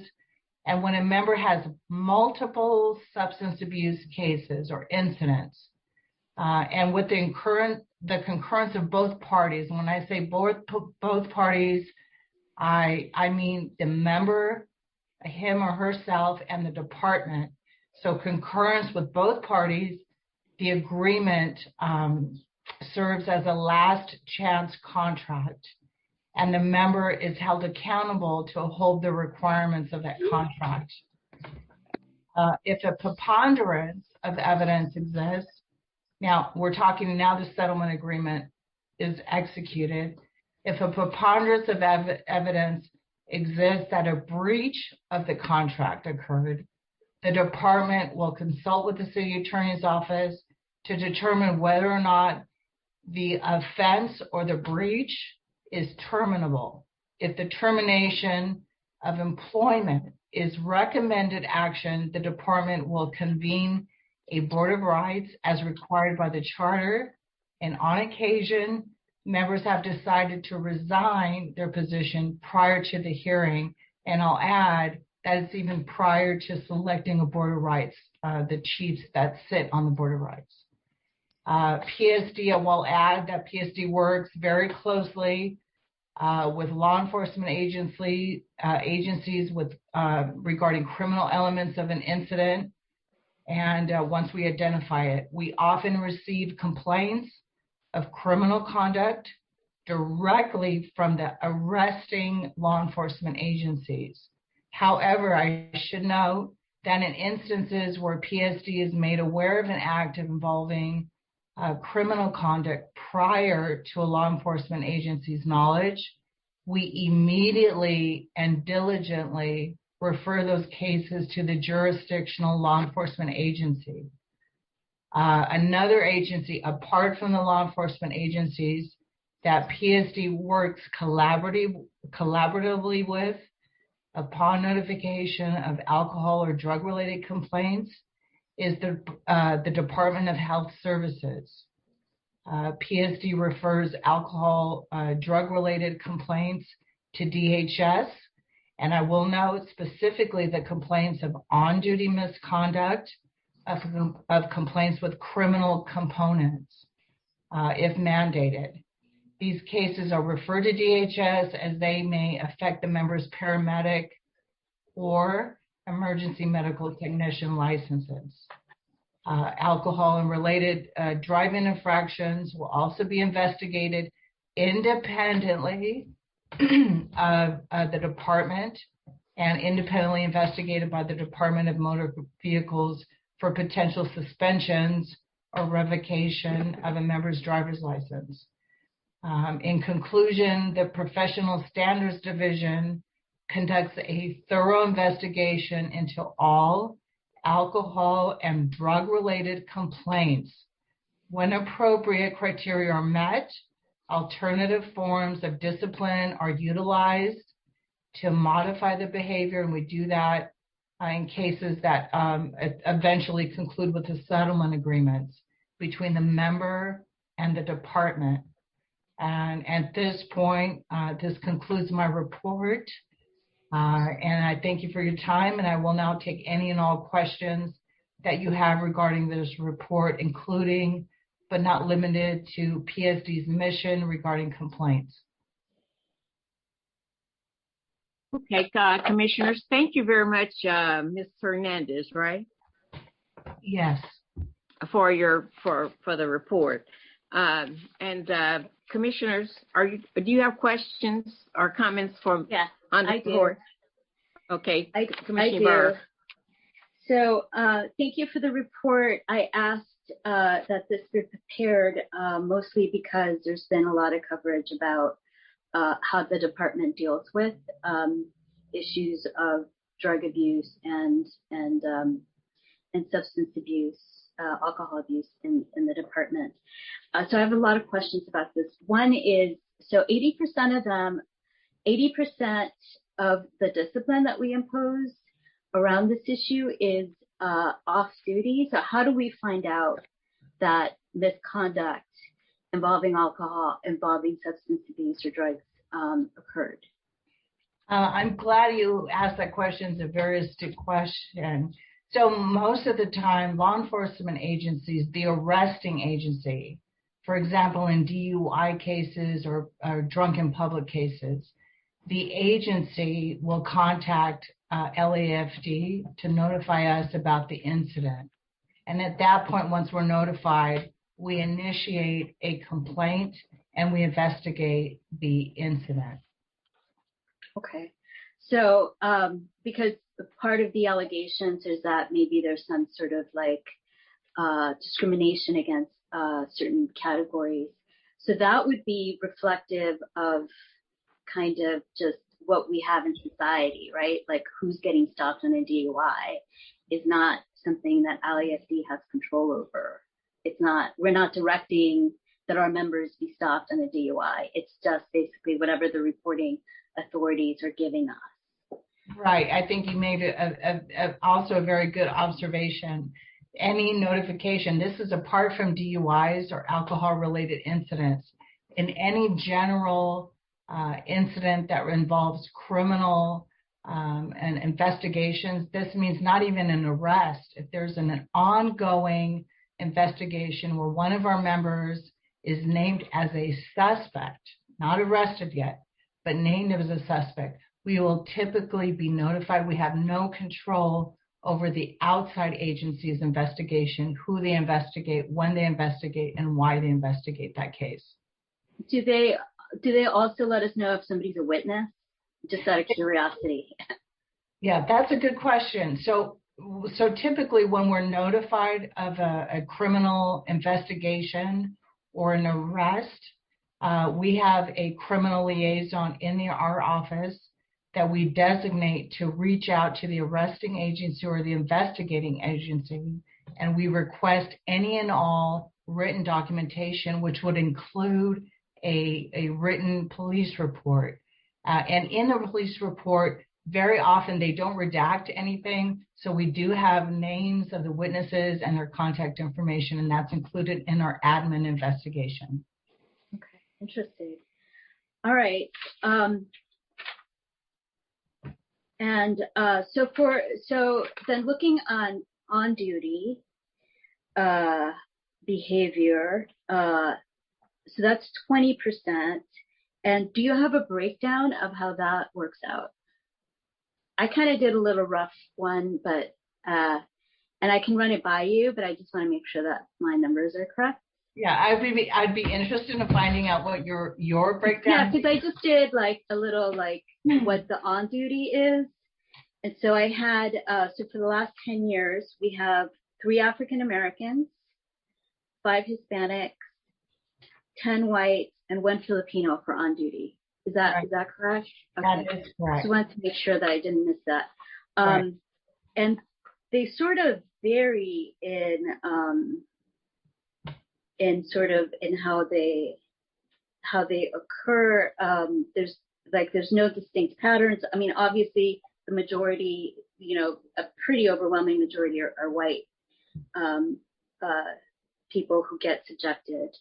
to these, but they vary in terms of the years, like between 2013 and 2017, they're all white. And then at the beginning, we had more Hispanic and Black, and then lately we've had a few more of those. It's interesting, but it's a smaller number. So, but it seems like the overwhelming majority is just off-duty conduct. My other question is about the last chance agreements or contracts. So what's the criteria that we use to determine whether somebody would be a good candidate for that? Well, I'll address your first observation, and then I'll get to the last chance. Okay. So your first observation is correct. Based on the data, overall of the 95 cases that we identified in the past 10 years, there are only 8 African-American, there are only 8 cases that we've identified where the subjects were African-American. I will, in an effort to address your observations, 11 of the 95 cases that we identified, the resolution was not sustained, and that means that we couldn't find preponderance to sustain the allegations and impose punitive discipline. But I do want to emphasize, in response to your observation, that of the 95 cases, there were 8 cases that involved subjects that were African American. Of the 8 cases of the 10 years and the 95 cases, 5 were the resolution was not sustained. So almost half of the entire 95 cases resulted of the ones that resulted or identified as involving African Americans were not sustained. So that's to just respond to the data. So if I can just summarize, so what you're saying is like we get referrals, and if we get a referral, whether it's from the field or from an outside agency that there's been some sort of misconduct, we have to investigate it. But for the most part, when it comes to African Americans, we're not sustaining them. That's almost 50% of the time we are not. Right. Okay. So, but in those cases, again, and that's the part that we have control over, is making sure that our process is fair. Right. We don't have control over whether the referring agency is not doesn't have some other biases going on. Right. Right. And when we make a resolution that resolves with the finding that it's not sustained, and mind you, there are 6 other cases that don't involve African Americans that were not sustained. Primarily, some of the evidence we consider is the DA reject, failure to rise to the standard that it would take to prove their case in criminal case. Often, those are the same problems we may have or challenges we may have in the administrative investigation. So that may have been a contributing factor for all 11 cases where we found of the 95 that we did not sustain on those cases. Okay. Right. And to the second question you have regarding last chance agreements, if I understood it correctly, regarding what is the criteria, what's a good candidate for that. Primarily, the last chance agreements are for candidates that have second-time offenses. So they've offended once in a drug-related incident, and there's a second offense. And at that point, we think that we believe they're a good candidate for a second chance agreement. That's not all the time. Sometimes they're terminable offenses, and we take them to a board, and we let the board decide that. But in vast majority of the cases, this last chance agreements are candidates that had more than one drug or alcohol offense. Okay. So I have some questions about that as well, because it's that issue has come up a lot recently about, you know, how do we terminate people in the department? And so last chance agreements are a way of getting around a board of rights, or they result in a board of rights? Well, that's an interesting way to put it. I think a last chance agreement is, you know, we have recognized, as the federal law has recognized, that alcohol or most drug-related offenses that are legally consumed drugs are considered ADA protected. So they're considered, right. So in those particular cases. And but in lay terms, because I know you're a lawyer, so right. ADA protected means that it's like a medical disability condition. Right, right. Okay. It's been designated as a disability, and we recognize it and we honor that. So in those, it's not strictly like, you know, misconduct, because it's also caused by their disability or their medical condition. Right. So in those particular cases, those are typically the cases that we would recognize as disabilities. And the primary question for the department is that we want to salvage the department member. It's a recognized disability. They've acknowledged they have a problem, and they seek assistance. And the last chance agreements are harmonious with what expectations we have on the outside world of seeking help, going to AA meetings, etc. So it's really a compassionate agreement with the department member who has a recognized disability. Okay, so feel free to correct me if I'm wrong, because I don't understand this as well as you do, and so I'm trying to understand this. Is the way that we usually terminate somebody is, let's say we determine that it was like gross misconduct with involving alcohol or involving, drugs. Maybe they're using and they're selling drugs, something crazy like that. And we want to terminate them. We don't want to give them a last chance agreement. Like, we just send them to a board of rights, right? That's what we do. That's correct. And so that's like due process, and it takes a long time, and they get a lawyer maybe, or they get somebody from the union to represent them, and it just takes a while until we get to the point. Like, you can't just say the way that it works here, because I do think that there is a misunderstanding in the public about how we do discipline. Like, they think we should just, something happens, like, fire them. Why isn't LAFD firing them?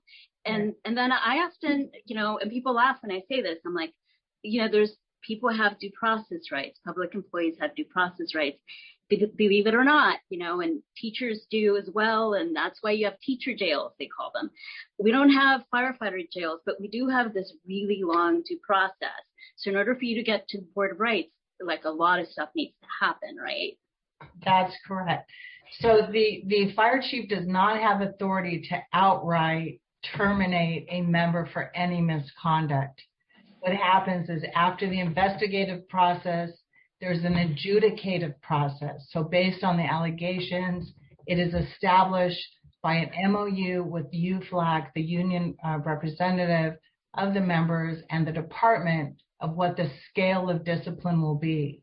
If the scale of discipline based on the allegations exceeds 30 days, based on that information, then that prompts a board, what we call a board-directed Board of Rights hearing. The member will be notified of that. The member has a certain amount of time to appeal that decision or a proposed decision. And that, as you mentioned, Commissioner, is then triggers the Board of Rights hearing. And that's a different process, which is detailed in the charter, section 1060. And the Board of Rights sits, if it proceeds to that level, will sit, hear the case, and they will determine the outcome of that case. And the way that I think of Board of Rights is like a little mini trial, or maybe actually a full trial, depending on the scope of what's at issue, with three chiefs basically acting as judge and jury. right? Something like that. Absolutely right. So I've done criminal cases on the international level. I've done administrative investigations, and it's called a hearing because it's an administrative process, but it is right. a trial. Yeah, it's an administrative trial. Yeah. Okay. So then back to the issue of these last chance contracts. They don't go to, so this is, you said it was, we determined that it's a medical, issue. So to be in compliance with the ADA, we give them these last chance agreements, which is to take care of the issue. It's kind of like an accommodation for because in ADA, you accommodate their disability. Can they fix it? Can they come back and make it right? We're giving them an opportunity. But they don't, if they do not comply with the terms of their last chance agreement, they fall off the wagon, whatever, they begin using again. We have this agreement that said, you're going to take care of this, you're not taking care of it. So then we can fire them, or do they need to go? I don't know what the answer is. Do they go to a board of rights now? Yeah, that's a very good question. So the settlement agreements, without going into specific provisions, is a very specific provision, primarily requirements that the member has to abide by through the duration. It's in perpetuity, and they're pretty arduous. So, and are they all different, or are they sort of similar? They're standard, and any settlement agreement that we approach and we execute is always run through the city attorney's office. In fact, it's reviewed and approved before we actually execute the settlement agreement. So if, for example, as you propose, if one of the very specific provisions of a settlement agreement is breached, well, that's a question. It's a legal question.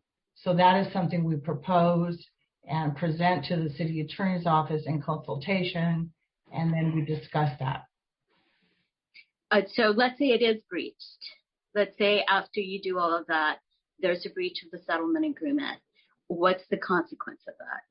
So my question is, I don't know, I'm asking, do you then have to go to a board of rights, or do you then terminate them? Because you gave them a last chance. Is part of the settlement or the last chance agreement say that they waive their right to go to a board of rights? Yeah, that's a very good question. So once a settlement agreement is broached and executed, the Board of Rights hearing is removed from our list of cases to take to the board. So it removes it from that list of cases that we are proceeding with the Board of Rights hearing.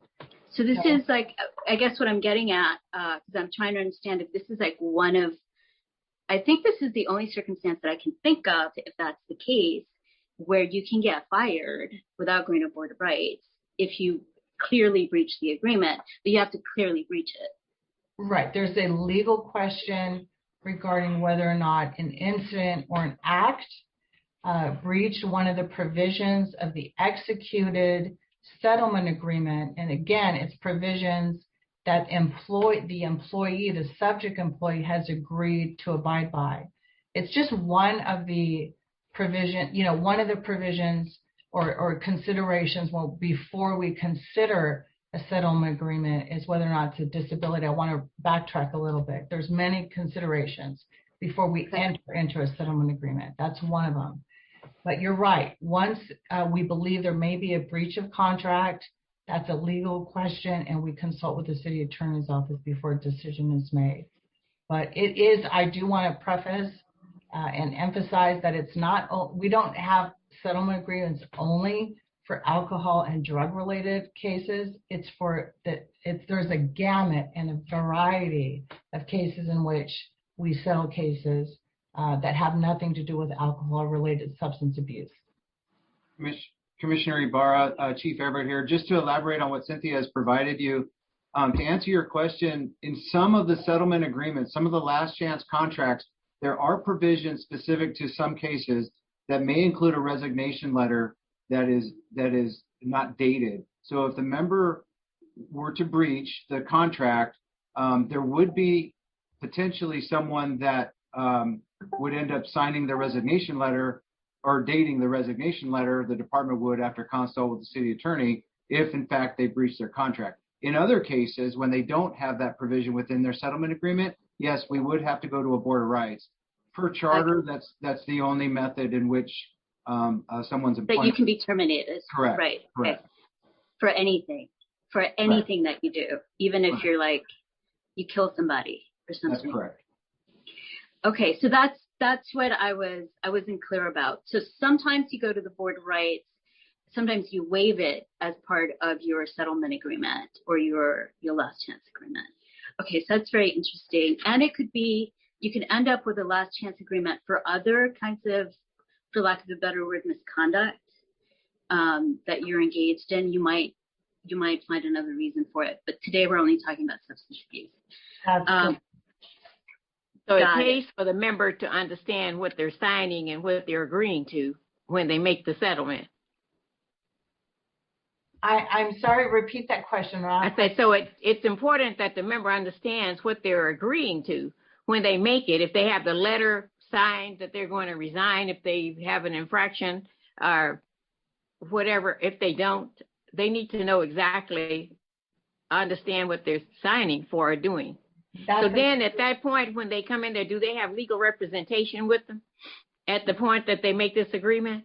Those are very important questions. I'm so glad you asked those questions.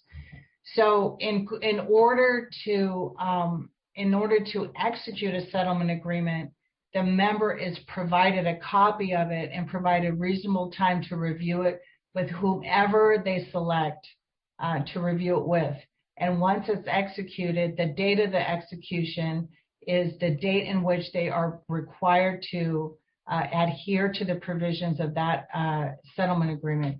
And as Chief Everett noted, in most current, anyway, modern settlement agreements, there's been evolution of the settlement agreements, obviously, in time, but there is an unsigned resignation letter at which time a member will sign if there is a breach of that contract. And that often happens even before, sometimes even before there's a board of rights, a member will come to us and say, we resign in lieu of going before a board. Okay. And it seems like there's a lot of chances. And their legal representation might be UFLAC or might be a lawyer that they hire. That's exactly right. So the bargaining unit, obviously, for most sworn members, non-executive or non-management, is UFLAC. Or for Chief Officers Association, Chief Officers. Right, non-bargaining unit beyond, yes, that's correct. And so primarily, though, the members that we have that are subject to some of these settlement agreements are represented, but they're not limited to the UFLAC representatives. They can, review it, obviously, without our knowledge with anyone else they desire to have input with. But once they execute it, that means, when I say execute, that means they reviewed it and signed it. That's actually part of the settlement agreement, is that we've included a provision that they've reviewed and understand the provisions of the settlement agreement and signed it and understand it. Let me find out if any of the other commissioners have any questions. Thank you, Commissioner Barr, because you had a lot of great questions. And this is an important issue because recently we've had some actions in this particular area. And so it's good to clarify and for us to understand the process. But are there other commissioners who would have questions or issues that you'd like to raise regarding this particular item? I just want to thank Commissioner Ibarra for bringing this forward. And thank you, Ms. Hernandez, for taking your time to get it all together. I know when you're in it, you understand it all the time, but for us out here wanting to know more, you did an excellent job on it. So I think oftentimes we think it's as easy as, pressing a button to fire someone that we want to be unhappy with, but it's not so easy. So thank you for all your work. Thank you very much. Okay, are there other comments or concerns of commissioners? Agreed. Thank you. Thank you for putting this together. It was a lot of work and definitely important that not only we hear where the process is, but since this is public, that the public hears it, you know? So I just have one question. It's been a long meeting, so like tired. The drug testing, do you administer drug testing? That's also a really good question. So how primarily the process is we call it a reasonable suspicion test. And there are criteria to prompt or trigger the test. And typically those tests are on duty because we're not around in people's homes off duty. And so when that test is triggered, we have individuals, sworn members, captains in our unit, our division, who actually are deployed to the field where the subject member is, and we do conduct a reasonable suspicion test. And what is the timeline to get the results back to the, person who's the offender? Yeah, that's a good question also. So we don't do the actual examination of the forensics of the sample. Right. You send it out. Yeah, that's right. We send it out to a third party, so we don't control that. But on average, I would say it depends. It could be within 7 days, within 10 days. It just depends. Okay, so on average, it's 7 to 10 days. I would say roughly. It could be less, it could be more, but roughly that's usually the turnaround. Okay, excellent. That's all I need. Thank you. Very good. Are there other questions or comments? Okay. Seeing none, then is there a motion to receive and file this report? Thank you, Ms. Hernandez, for the report. It was really great. And it's a very detailed department, I can see, where you do a lot of detailed information. Every case is different. So and thank you very much for bringing out the facts. Because it's still timely. Thank you very much. Yes, it is, especially for drugs and alcohol. Very much so. Okay, very good. Okay, is there a motion to receive and file? So moved. It says second. Commissioner Hara, second. Okay, Commissioner Hara is seconding since he made the motion too. Okay. Ms. Gomez, then we have a roll call, please. Woods Gray? Yes. Babcock? Yes. Hara? Yes. Ibarra? Yes. Ninberg? Yes. Motion carries. Okay, very good. Thank you very much. We have one last item on the agenda, and it's item B, the Los Angeles Women in Fire Service reporting, giving us a verbal report on their organizations. And I'm not sure, Chris, are you doing that report? Yes, I am. Okay, welcome. Good to see you. Thank you. Good morning. Well, good afternoon, Madam President. Yeah, Vice President Hara. We missed one meeting and it went too long. We'll have to work on that because this one was too long. Go ahead. Yes. Good morning or good afternoon, Madam President, Vice President Hara, Commissioners, Chief Terrazas, Command Staff, and Deputy Mayor Nguyen. My name is Chris Larson. I am President of Los Angeles Women in Fire Service. We were requested to present as a stakeholder group to the Commission about who we are and what we do. We are probably the smallest stakeholder group. We are the smallest stakeholder group within the organization because we only represent about 3.5% of the females on the job.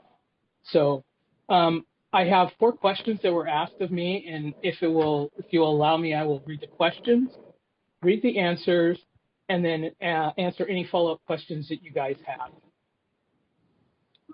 The first question is, how is your organization supporting the department towards recruitment and retention of firefighters? So the LAWFS identifies women that are trying to get hired, and we help them with CPAT and interview prep. And then we support the women that are incoming into the drill tower with getting them to CAPS program, getting them physically ready, mentally ready for the drill tower. And then as they get into the drill tower, we assign them mentors on a peer level. So firefighters, females that have recently graduated from the drill tower, offer their service to help mentor and guide that new recruit through the arduous 22 weeks of our drill tower. And as part of that, we have constant contact with the drill tower staff through the recruit training officer, so that if we have women that are struggling, we can reach out again with their peers and offer them support to assist them in being successful going through the academy. So that's kind of the first question. Second question is, what type of community events do you host / participate in? We're not really a big enough organization yet that people are reaching out to us to do speaking events and cocktail parties and stuff like that. So if we are asked on the smaller scale to represent who we are and what we do, we will take up that opportunity, but it's not something that we do. Most of the stuff that we do for the women itself are just smaller private gatherings in somebody's home that we can talk to people one-on-one, offer support, guidance, and assist them if they are trying to get into the promotional process. The third question was, what are the goals and objectives of your organization as you look towards the future? So this was broken down into a few things. The specific goals of the LAWFS are, first and foremost, to increase the percentage of women on the job. Second is to get more women into promoted positions in all ranks. And third, have more women teaching in department health classes. So additionally, LAWFS seeks to have those LAFD members who participate in harassing behavior against females held accountable by the department and not permit blaming of the victim to be a viable defense. We also seek to have the department enforce punishment equitably and fairly for all members. And the last question is, how can the department and the commission help your organization's goals? You can help LAWFS achieve our stated goals by continuing to track pass-fail rates in the drill tower, ensuring that discipline is imposed equitably with enforcement that holds to a specific standard, ensuring that results of the organizational study are not buried, and most importantly, to ensure that any changes identified in the organizational study that need to be implemented are funded in the department's budget. And that's all I have. So I will at this time take any questions you have. Very good. Thank you very much. Are there any questions or issues, concerns from the commissioners? Yeah, this is Commissioner Babcock. Thank you so much for being here today, and nice to meet you via Zoom. Just curious, how many members are in your group right now? There are about 100. Oh, go ahead. We have 113 women on the job. Oh, excellent. So we are the smallest group within of the stakeholders itself. Okay, great. Yeah, I know you mentioned the smallest, but numbers-wise, was just curious. Yep, very small. Okay, thank you very much. You're welcome. Oh, so one of the things that I kind of want to communicate is I think it's really important for the women in fire service who, especially the ones that feel like they haven't been treated fairly, they've been subjected to, a hostile work environment, because I know that there's allegations of that, but we don't see the complaints going to PSD. If those complaints aren't going to PSD, there's not that much that we can do. And I know that for me, if you tell me that that's happening and you give me specific information, somebody did XYZ on X date in X firehouse, I'm gonna put it in PSD. I think all commissioners have an obligation to do that. If you get any information, you have to do that. But it can't be just like, vague, like, somebody sucks or, somebody's not nice. All of us have been in workplaces and we've been in places where people aren't nice.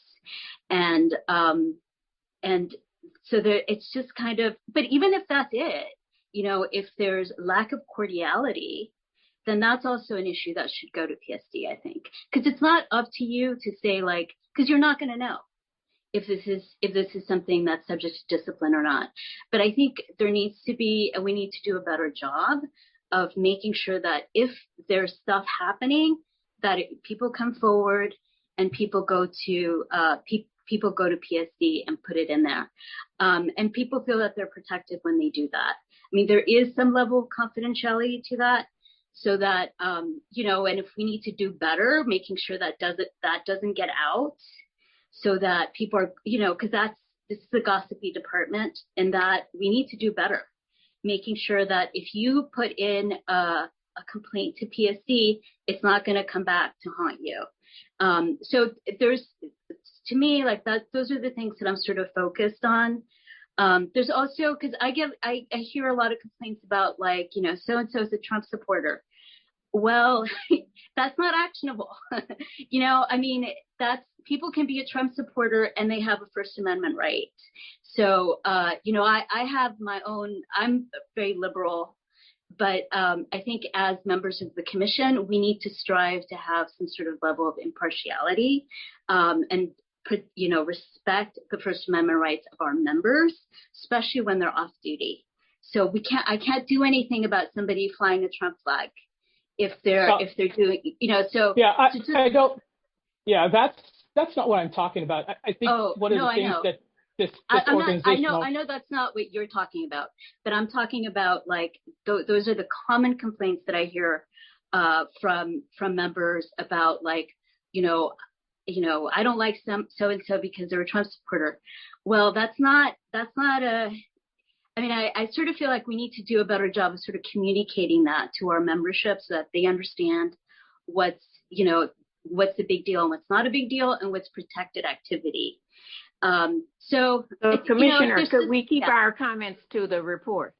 Yeah, so, no, that's part of yeah. Okay, go ahead. So I think one of the issues that we have is the deep-seated portion of retribution. So as you said, the department is gossipy. So if I make a complaint, people can do whatever they want. It'll get out there, and there is absolute retribution within this organization. You get labeled, you get stigmatized, especially as a female, because there are so few of us. It's a divide and conquer mentality, and some would rather not say anything than put it out there. But there are women that are, to this day, cleaning feces off of their bathroom floors or their toilets left by men, and it's unacceptable. They don't want to make a comment about it because they know if a complaint goes in at X fire station, that's going to happen. So you need to you need to put that into PSD. You need to. Right. So, but what I'm saying is that if you have that information, you have an obligation to do that. So there's a thin red line. Let me just finish explaining that if I put in a complaint, especially as a female, that I'm going to be labeled a complainer, people aren't going to want to work with me, I'll be ostracized and criticized. And it doesn't just happen for the women. It happens for the minorities as well. And so, yeah, it's easy to say put it into CTS, but people are definitely afraid of retribution. And to be honest with you, they do not trust the system. They feel like PSD is a flawed system, and they don't trust it. They don't trust things to be fairly administered. So we can talk about it, but that's one of the issues that we have is the equitability of punishment. If there's a zero tolerance for hazing, discrimination, harassment, if I put in a complaint, then it should be investigated. And if it's found to be, founded, then that person should be terminated, given the discipline that's appropriate for the allegation. And when you're talking about EEO complaints, if there's a zero tolerance policy for harassment, discrimination, hazing, if a member is found guilty of that, the only result is termination.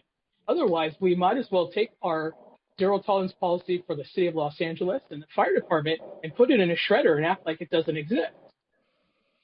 So, yeah, I understand where it would be great if I could put every single allegation into CTS and feel that they were going to be fairly adjudicated, but people just don't trust the process. And it's not just the women. There's other members that just don't trust the process. And I'm sorry that it sounds unfair and like I'm trying to do something, but it is true. isn't there, I mean, we have rules that if you are aware of misconduct and you don't report it, then you also have, you're also subject to misconduct. So you should, if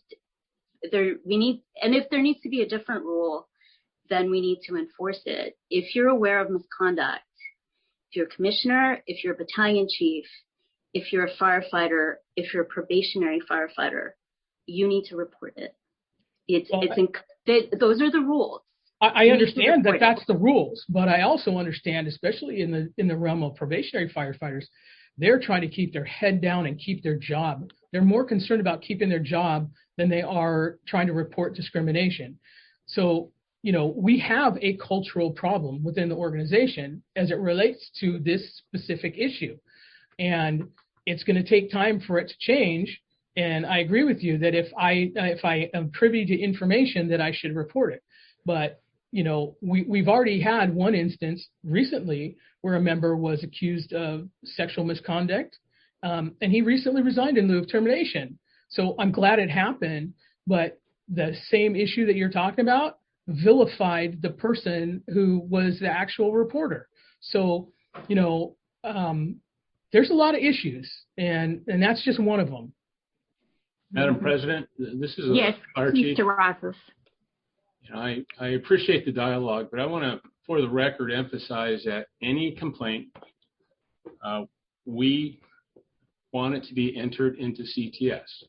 And if there's any retaliation, we want that entered into CTS. We will fully investigate.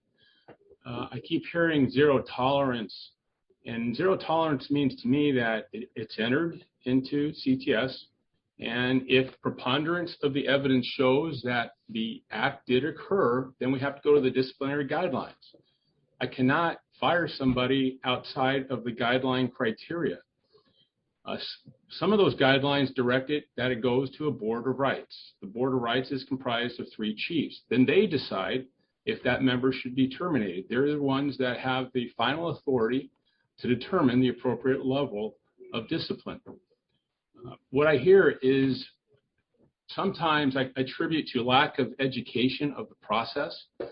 The department takes these things very seriously, but we can't act on rumor and innuendo. We have to abide by all the due process that I talked about earlier that's outlined in the city charter, in the state firefighter bill of rights, in the disciplinary guidelines, in the LOAs that we have with UFLAC and the COA. We have to do that. That requires the people involved with the case to, under oath, testify they're telling the truth. And then we look at the evidence, and then we adjudicate it, and then we compare it to the disciplinary guidelines.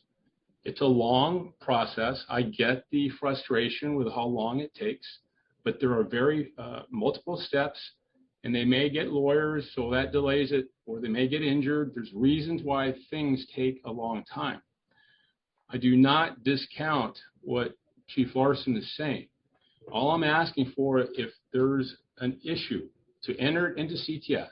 If there's retaliation, enter it into CTS, and the department will take the appropriate action. Chief? Yes, ma'am. Oh, okay, thank you, Chief. Thank you, Chief. Chief Terrazas. Chief Terrazas. Chief Larson just explained that there is no trust in the process. So to continue doing the process when we know that in the mayor's executive directive that nationally 90% of all harassment cases are not reported for fear of retaliation, what I believe Chief Larson was saying is your solution is part of the problem. And until we identify how to deal with these issues culturally and understand what they are, when Chief Larson was mentioning the feces on the floor, that was put into PSD. These are put into PSD. the stuffed monkey in the African American female's locker, put into PSD. The problem is that people are ostracized, they're stigmatized, they're isolated, there is very subtle retaliation. People won't necessarily want them when they, are detailed or they're doing overtime. What Chief Larson is saying is that your solution, CTS, is part of the problem. And we need to look and see what you're the chief. What are you going to do to help create a safe environment so that women, African Americans, white members, Latinos who are discriminated against or are harassed feel safe to come forward and speak their truth? Thank you for your comments, Commissioner. I agree with you. CTS is not the only solution. There's education, and there's frequent messaging from myself. There's training. There's target solutions training. There's in-person training. There's multiple avenues that we have to utilize to change culture. And we are open to any and all solutions that can make the system better. What PSD and CTS replaced was a system of 106 fire stations under the supervision of 14 battalion chiefs who had different ways of handling discipline. PSD ensures consistency, adherence to due process, it protects firefighter rights, and it's based on facts, not hearsay and rumor. But it's not the end-all be-all. It's just part of the solution to changing culture. We are open. That's one of the reasons I have strongly supported the organizational study. With multiple obstacles that we had to overcome, yet we did achieve finding the funding from the fire department at my urging to get it done. I know we're not perfect.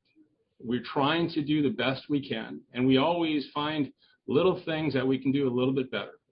And I'm looking towards the organizational study to give us some additional things to consider, especially in the study of best practices.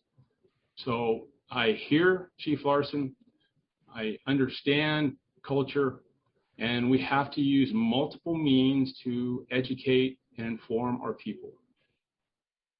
And Chief, consistent, believable messaging was also one of the top requests from the female strategic planning session from you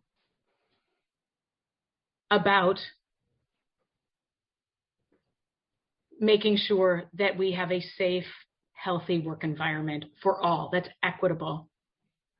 I have not seen a message on the portal that talks about these issues since I believe the football, I think it was a couple years ago. Sure, we'll provide you with the archive of my messaging. The current message right now is a video where I emphasize treating each other and the public professionally.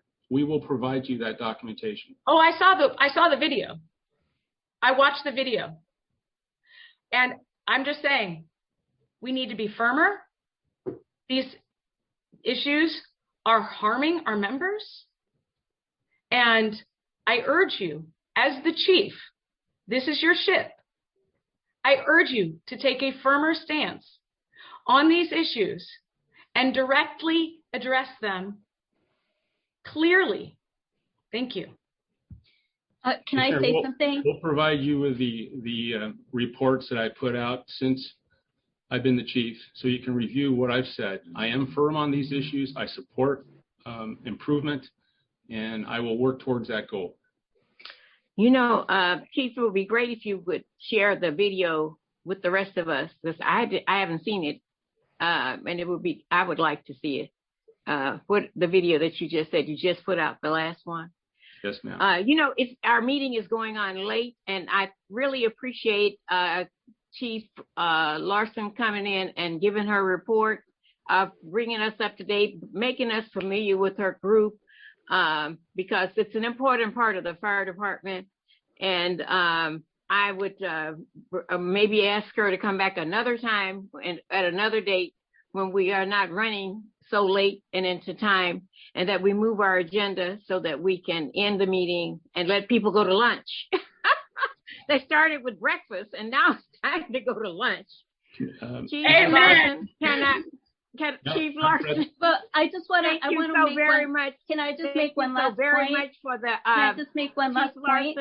Excuse me, Chief Larson. Thank you so very much for the for coming. And it's kind of like a new thing, and I didn't want to put you on the spot or the department, but I think that the commissioners need to get to know our affiliates, our constituency groups, and what they stand for, and who they are, and what they're about, and not just hear about them in different places other than from at the meeting. So that was one of the reasons why I wanted to. I know that we have the other groups are all been invited, and they've all selected a date. So we'll be hearing from UFLAC and Centurions and the Los Bomberos in sometimes within the next year. But they've all selected their own time. So whenever that time is going to go on. Commissioner Ibarra, you had something you wanted to say. Well, just to sum you up. Want to address you want to address the report in some other way? No, I want to just sum up the discussion, because I feel like this is an issue that is in society. So it's, I'm a lawyer. I really don't want a summary at this time.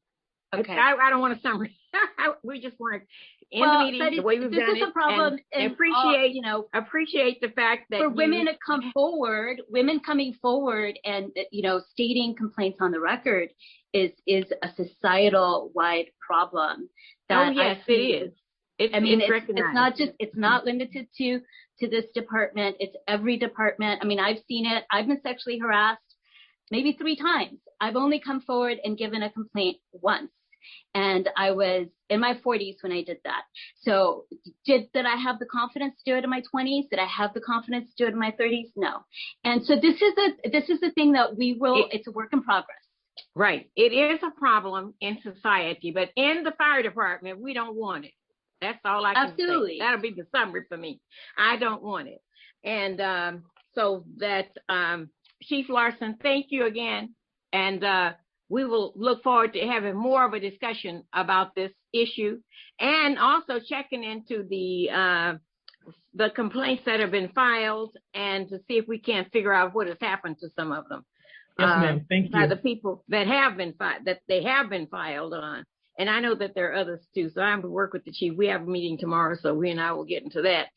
And I hope that all of our sworn and civilian employees and commissioners and of LAFD will keep the oath we all swore to, obey the laws and ordinance of the city, and get vaccinated. Thank you very much, and have a great. Is there a motion to adjourn? I was about to end the meeting on my own. Let's adjourn. Is there? There was a motion. Was a second? Yeah. Okay. The meeting is adjourned. Thank you very much, and we'll see you next meeting.